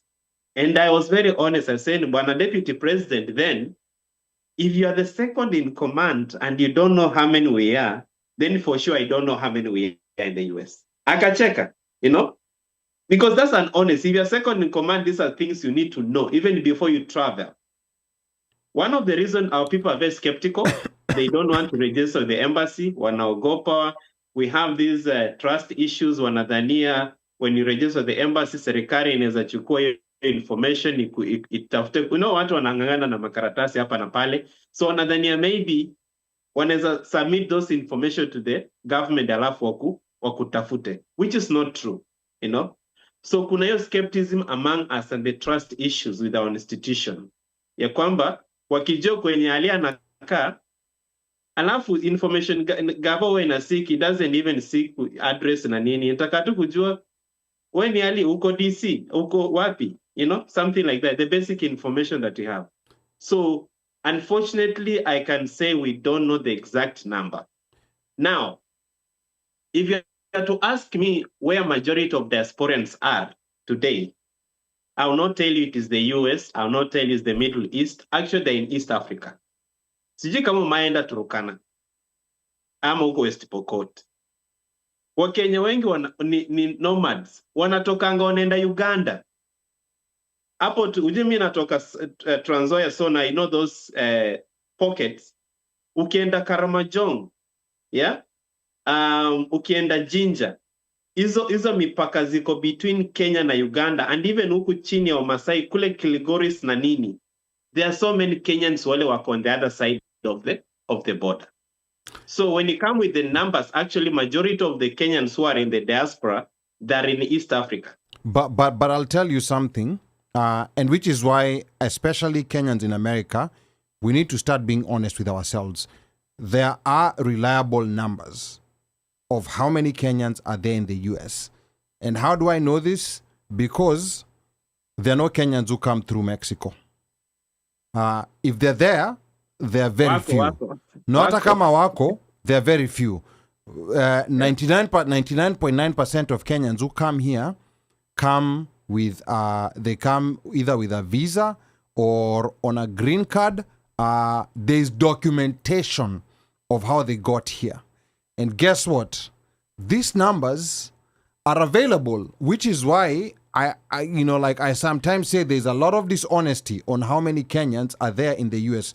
There's an organization called Migration Policy Institute, and I want you to go, check the criterion they used to estimate. I will tell you this, and this may be disappointing for a lot of people who are pushing certain numbers in Kenya. This may be disappointing. At the very best, yani like ile max, we cannot, there's no way we're exceeding 400,000. And by the way, 400,000 nimeenda mbali. Because No, when you ask the US, yes, the US Kenyans in the actually will US estimate to be 350 around there. Yes, so that is a realistic number. So we need to start working from that number. If we are looking but the only challenge why we are more than that in watoto wetu. When you have kids here, we don't register them, and they are automatically citizens of Kenya. So yes, I've seen many diasporans here in the US. Their kids are even in 30 years, and they don't have they have not been registered in the embassy. I agree with you. I agree with you. That's why. Chapa times 3. At least kila Mkenya maybe ako na mtoto times 2 Hakuna times 3. Hakuna times 3. Let's be realistic here. First of all, those 350,000 we are counting, those are not all adults. Let's start from there. It's everyone. It's every Kenyan who's come here. So let's say, for example, maybe let's say 70% of that, 60 to 70% of that are adults. Our adults, not all of them have kids. Some have, some do. So we can do an average of maybe, maybe one. That's why your 400, I've already factored that in. Watoto na kila kitu. And then, now when we are estimating how many people can we get registered? Out of those 400,000, maybe there's a whole 100,000 that do not have Kenyan documents. They do not care about it. So they're not gonna, we see it a lot of times, when someone has to go Kenya by emergency, wanaanza kuruka huku na huku kama kuku kutafuta travel docs. So there's a lot of Kenyans who don't, so those ones, we can't even think of registering those because these guys don't care about getting a Kenyan ID. They don't care about getting a Kenyan passport. They're happy with the American passports. So out of these 300,000 people, maybe adults, tuseme, ni 50%. So we are talking about a potential 150,000 people who are eligible to register to vote, have an ID, and have a passport. So out of that 150,000, if we do proper mobilization, at best, because in America, maybe we can win 20% of those 150,000. What is 20% of 150,000? It comes to about 30,000. So at best, and this is now in ile ceteris paribus anaita all factors constant. Yani, best efforts. Yani mobilization imefanywa na nini 30,000. Realistically, we are not gonna pull more than, if we get to 20,000, I would say we are above and beyond. And here, I'm just looking at the numbers. I'm not looking at any excitement, any emotion. I'm just looking at the numbers. So, to be realistic, in a best case scenario, maybe we can pull 20,000. To me, if in the next election, if we get 10,000, we are gonna be above and beyond. I have categorized US to up to 35,000. That has been my number. Yes. The only place I've always put it high numbers is normally East Africa and the Middle East. Yes. That will be so easy to pull the numbers because they live closer. Yeah. Then another place we can easily pull about 30,000 is Australia. Australia, we can actually pull more than 30. Yeah. No. And in Perth and Brisbane, don't pull a Canelo. I don't know how much you know Australia, but Wakenya wengi wako Australia sana. There are many Kenyans. I agree with you. Especially students. I agree with you. There are many Kenyans. Actually, there's a lot of them who've settled in Australia. 30,000. We even had a caller. There are many Kenyans, but 30,000. A lot of them have settled. I don't know what the numbers are over there, but I know a lot of them have settled. Yeah, but 30,000, we need to start being honest. Actually, I love Australia kwa sababu Australia actually did they normally ask people, so, and they do to the city. So their census is so more accurate because they even have data of knowing how many divorce and wale wameachana, those who are still married, they have their information online. Yeah. They're per country. So Australia really, they have good data. I've seen it. The challenge we have in the US and UK, Europe naye kupata data is the challenge one. But above all, I think my target overall has been about 200,000 votes. If we're able to get to 200,000, Banali, we can push something. No, Because I normally, agree. Traditionally, our elections have been in that margin. Yeah. 200, 300. That has been the margin for elections. I agree, but me, I'll tell you, based on the behavior that I'm seeing with, especially here in America, That we saw I on mean, our own. 10,000. I'm being honest with you. You know, like like us guys have lived in this country for a very long time. I'm long. telling you, if we can get 10,000, I will be calling you, Danson, to congratulate you that we are above and beyond. Way above. 30,000.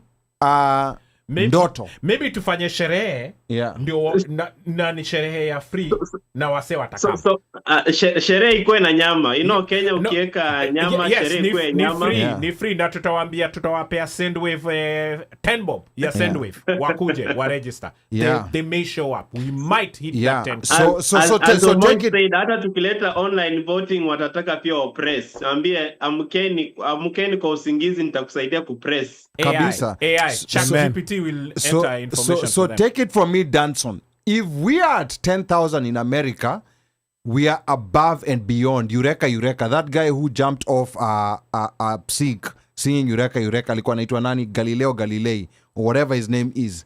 Over 10,000, we are gonna be at Galileo Galilei levels. So you're 30,000. I thought he was talking about those guys with Tintin, the Thompson brothers. Maybe, no, Galileo Galilei is a scientist. Ali, it can speak a language. You know, it will be really, it will change something, especially we, Yes. the leaders. That number will really push something for us when you're It will. seeking some of that. So we are hoping, I always wish Kenyans tungeacha hiyo tabia zetu za Kenya, but it is what it is. Yeah. Yeah, So unfortunately, you have to live with it. Even if here, I always see about passports and things like that, all letter passports. But once you bring that mobile consular services, unaona msee ana show up, hata hajatengeneza document, anasema sasa tunaanzia wapi process. Yeah. So unaona hapa kuna some comments that I want to read before cause time yetu ndio hiyo hapo. Hapa Washeke anasema but don't we have governors, MP still retaining their US citizenships allegedly? Yes, we know them. We're not going to mention who they are. But wako wengi tu sana. There are a lot So of them. I wanted to mention that Yeah. about the state officers. So at the moment, there are several state officers. Even the PS, one of the principal secretary of Diaspora, she's a state officer. We have categories. So the minister, the PS, the president, the MP, the governors, they're state officers. Yeah. But when we are seeking for office, right, all you need to do is to meet the threshold of the IEBC. Are you a Kenyan citizen? Can you prove it? Do you have an ID? But now when you want to hold the office to be sworn in, there's an extra thing that they need to scrutinize. So that is when, if you are a dual citizen, hapo ndio sasa unaacha.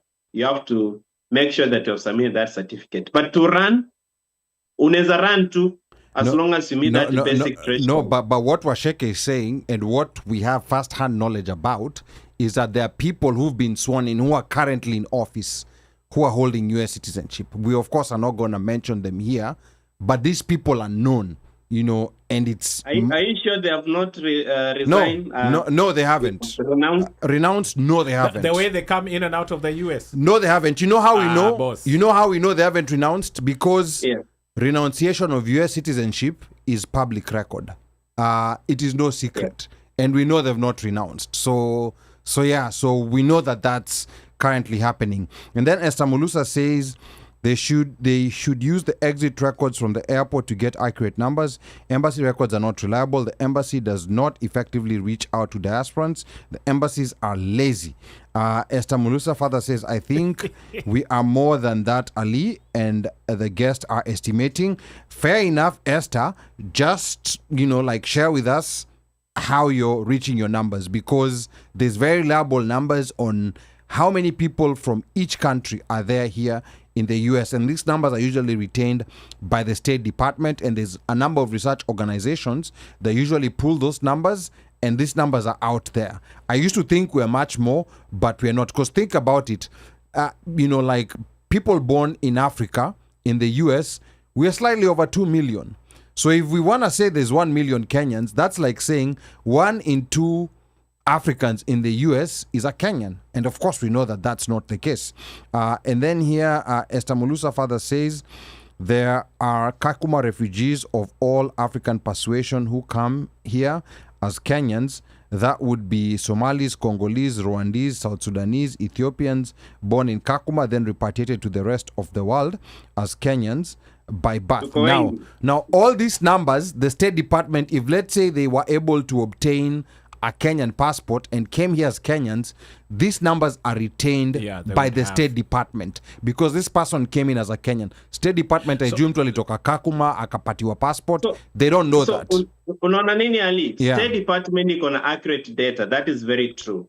But you see, gava ya Kenya yesi ambia to State Department bin tumieni hizo numbers za Kenya. So those numbers, unajua hapa America, hapa America kuna responsibility of the regime to know the population of their people. Like the US cannot just go to Kenya and say, tell us how many Kenyans we have, how many Americans we have in Kenya. Now they have their own system they need to use to know how many Americans are in Kenya. Let me give you a hack, Danson. There's something called Freedom of Information Act in the US. And under that Freedom of Information Act, there's certain information that anyone can request. And then there's other pieces of information that certain people can request. Research organizations like Migration Policy Institute can request for this information. And I think this is public information. Also, you'll find some information in the census, the Census Bureau.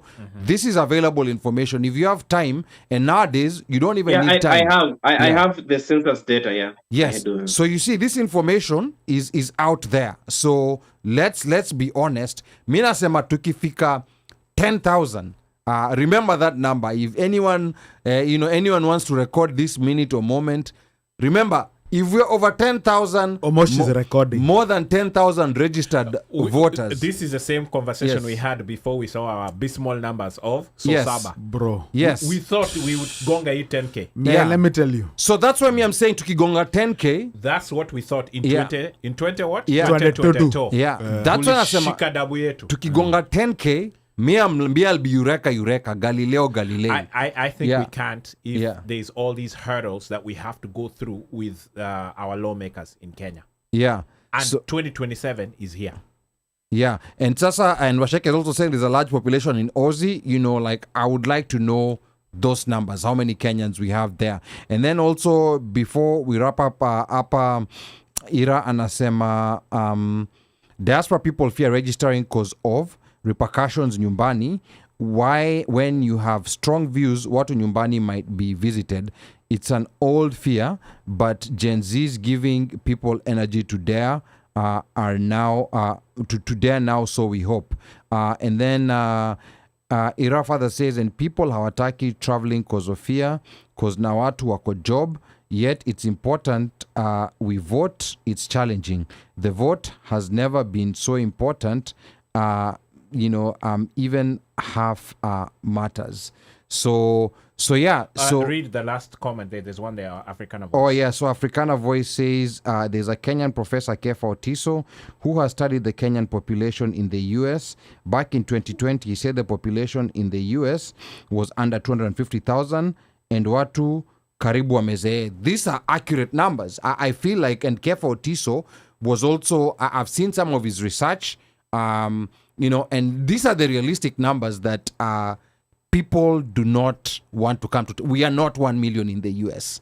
I know that's a nice round number. Last comment. Last comment, Susan Buru, wacha nimsikie. Susan anasema, I'm with you, Ali. If we need folks to register to vote, fanya sherehe, and at the entrance, have mobile registration officials from IEBC and temp diaspora officials that have been sworn in. So there you go. It is ambia wase kuna sherehe uone. They will show up in the diaspora. Waseme kuna nyama tunachoma mahali. Na kuna pia beverages, Yeah. Yes. Okay, aya sawa. One, like off the cuff question to you, Danson, before we close this. I mean, we know who you supported in 2022. Because we know the conversation you is currently just support, starting. The Yeah. conversation is just starting. It's just starting. This one is just Yeah. starting. But 2027, where do you think Kenya will be? Where will be after? I think election August 11th. Do you think we're gonna go to a runoff? Who are maybe the top 2, top 3 you predict? You don't have to give us the order, but give us your top 2, top 3. Many people don't know that the runoff in 2022 was avoided by about 37,000 votes. Very close. Mm-hmm. People normally look at the 200 and something, but runoff was very, very close.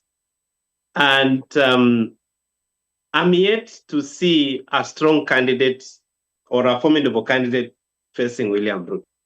I am yet to see at the moment. Okay. So at the moment, looking at our politics, yes, we can have pressure, slogans, and things like that.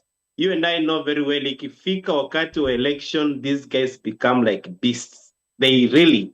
So one thing I'm very sure, Kalonzo will be on the ballot. Of course, the president will be on the ballot.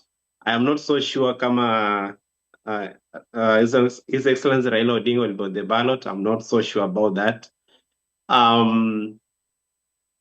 Rigiji will not be cleared to run.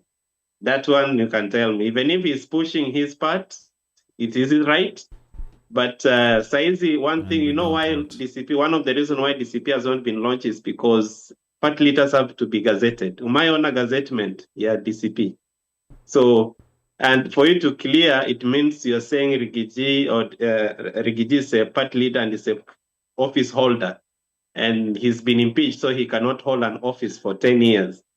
That's why to Koapo. So I don't see him on the ballot. He'll try, he'll pull his strings. He may have a representative through his party. It is his right. I see Matiang'i being a very strong candidate in 2027. Interesting. If Uhuru will still stay with him. Okay. If Uhuru leaves Matiang'i, then he cannot. So that is my perspective. So unasema number one. I don't see a runoff. Mm-hmm. As we speak at the moment, I don't see a runoff. I see Ruto retaining his seat, but I know there will be a lot of reaction. But Gen Z, they need to register. If they want to have an objective reaction, they need to register at the moment. But I see him retaining his seat. So unasema number one, Ruto. Number 2, umesema Matiang'i, and then who's number 3? Then Kalonzo. Okay, yep. and no runoff. No runoff. Okay. Kwa hivyo broad-based but itaenda. If Baba runs, that throws things off. If Baba runs, then it will be very chaotic. We might have a runoff. Okay. If Baba runs, then we are going to a runoff. Okay, aya, sawa. That's quite interesting. Na hapa Washeke anasema before we close, one of the biggest fears is how they will secure our data. Hatutaki kupigiwa simu na committee peeps or getting ads for Buroti Maguta at your US address. That's according to Washeke. Mike, wahenga walinena kileo cha na mwanzo hakina budi kwa na mwisho. Meli imetia nanga. We are about to wrap this puppy up. Mika Och umekimya sana, but ni sawa tu kale. Mika Och is missing in action. Oh, he's MIA. Yeah, twende kwa DJ Omosh fire. Fire that Omosh. He didn't kohoa. He didn't kohoa. Okay, sawa. Fire. Okay, thanks to my listeners, my peoples, Danson, our guest. Thank you for coming through and staying up for the 3 hours. And you thought it was going to be a long time. You see how time has flown. You're even ready to. In fact, we're cutting it off. Yeah, we are cutting him off. Yeah, he was ready to keep going. He was ready to go for another hour. But he was complaining at how long is this thing? He was already up on Dani. Because Safari Rally sasa. Leg 2 kabla ingie leg 3 pale Voi ndio watu waanze kurudi.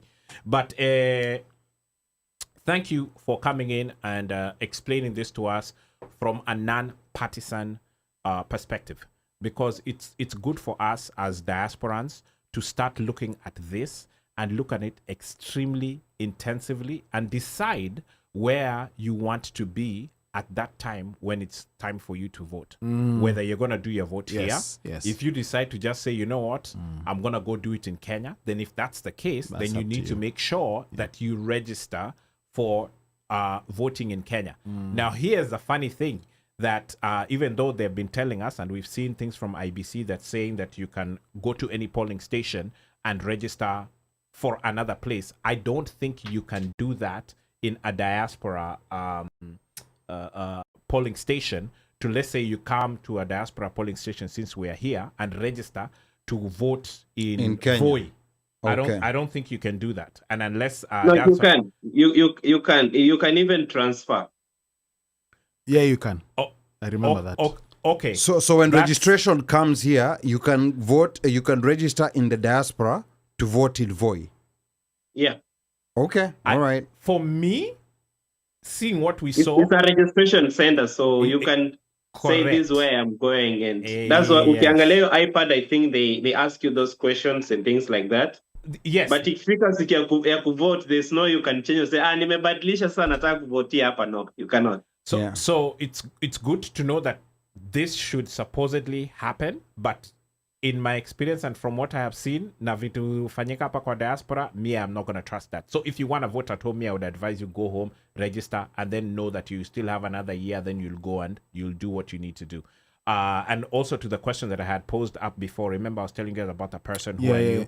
Actually, I'm the one who gave the wrong information. They had registered to vote here, however, forgot their ID. So that was the issue.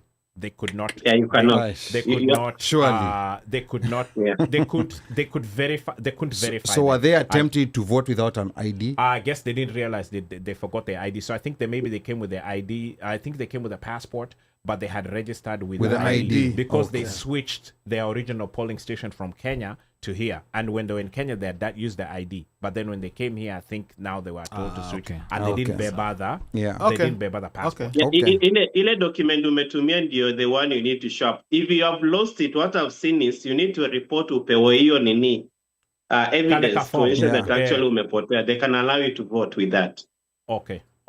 And those are good things for people to know. But Yes. anyway, this is just the beginning. Oh, We're it's a just starting beginning. to We're in touch- 2020. We're just starting to touch. 5, And I yes. would advise people in the diaspora, make noise, go to your parliamentarians, blah, blah, blah, because these are the people who are going to push these agendas Yes. for us so that we can vote, and maybe you'll get your online registration. Good luck. Na kwa hizo mambo machache tutaongea wiki ijao. Yes. Okay. All right. Back to you, Can Stephen. I say something parting shot? Yes. Give us Yes, your parting shot. Hey, you even ahead of the releasing teacher. my book. Mhm. I'm releasing my book very soon. I think maybe once it's ready, I'll share with you guys. It's on Diaspora Power Play, how disorganized we are and how organized we are.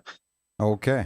Aya, sawa sawa. And what's your part after that? We'll send you an invoice. But what's your overall parting shot Akuje na outside the brown book? envelope. Brown envelope. Yes. We accept No. brown And envelope. we Excuse don't- me. we Brown don't need it- envelopes. We don't need it to have documents. Yeah. Just need it to have currency. Yes. Thank you for that.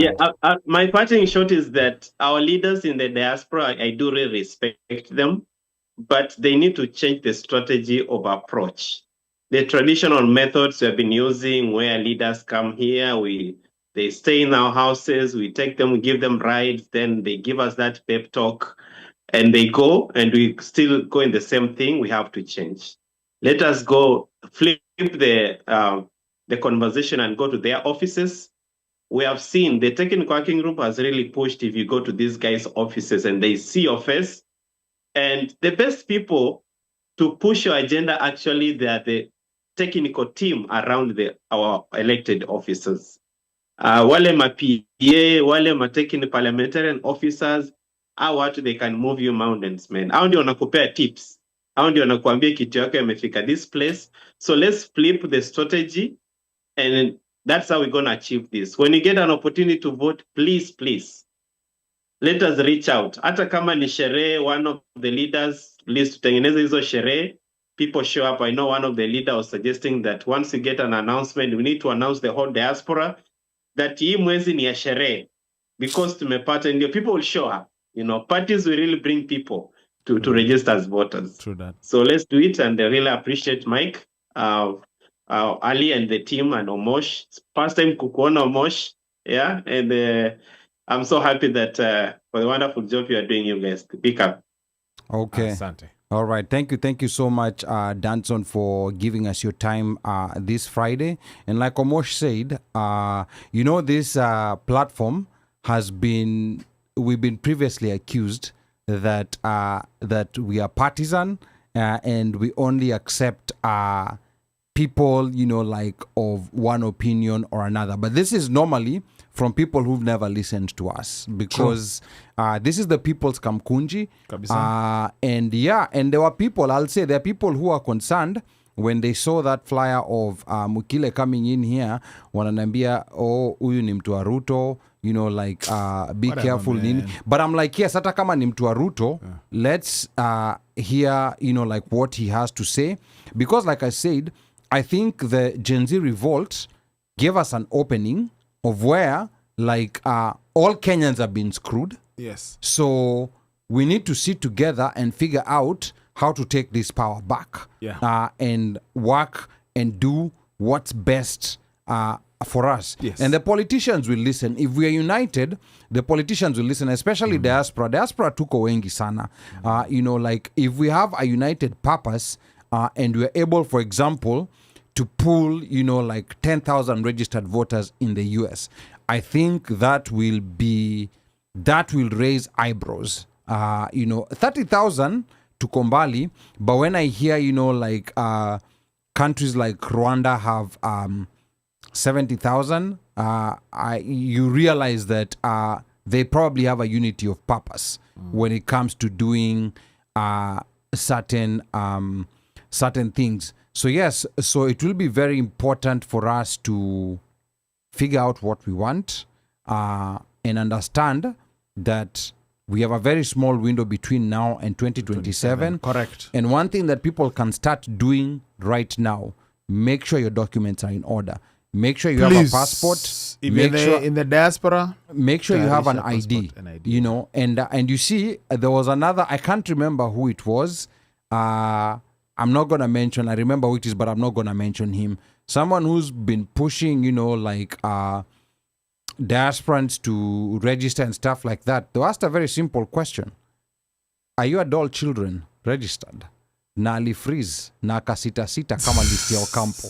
Because we have a lot of these people who are pushing this, their own adult children do not have Kenyan documents. They do not have a Kenyan passport. I know who that is. Yeah, and don't mention the name. No. Yeah. It's not Omosh. Yeah, it's not Omosh, definitely. But yes, because remember, if you're in a household, you have 4 adult children. And those 4 adult children, maybe you have another 4 grandchildren.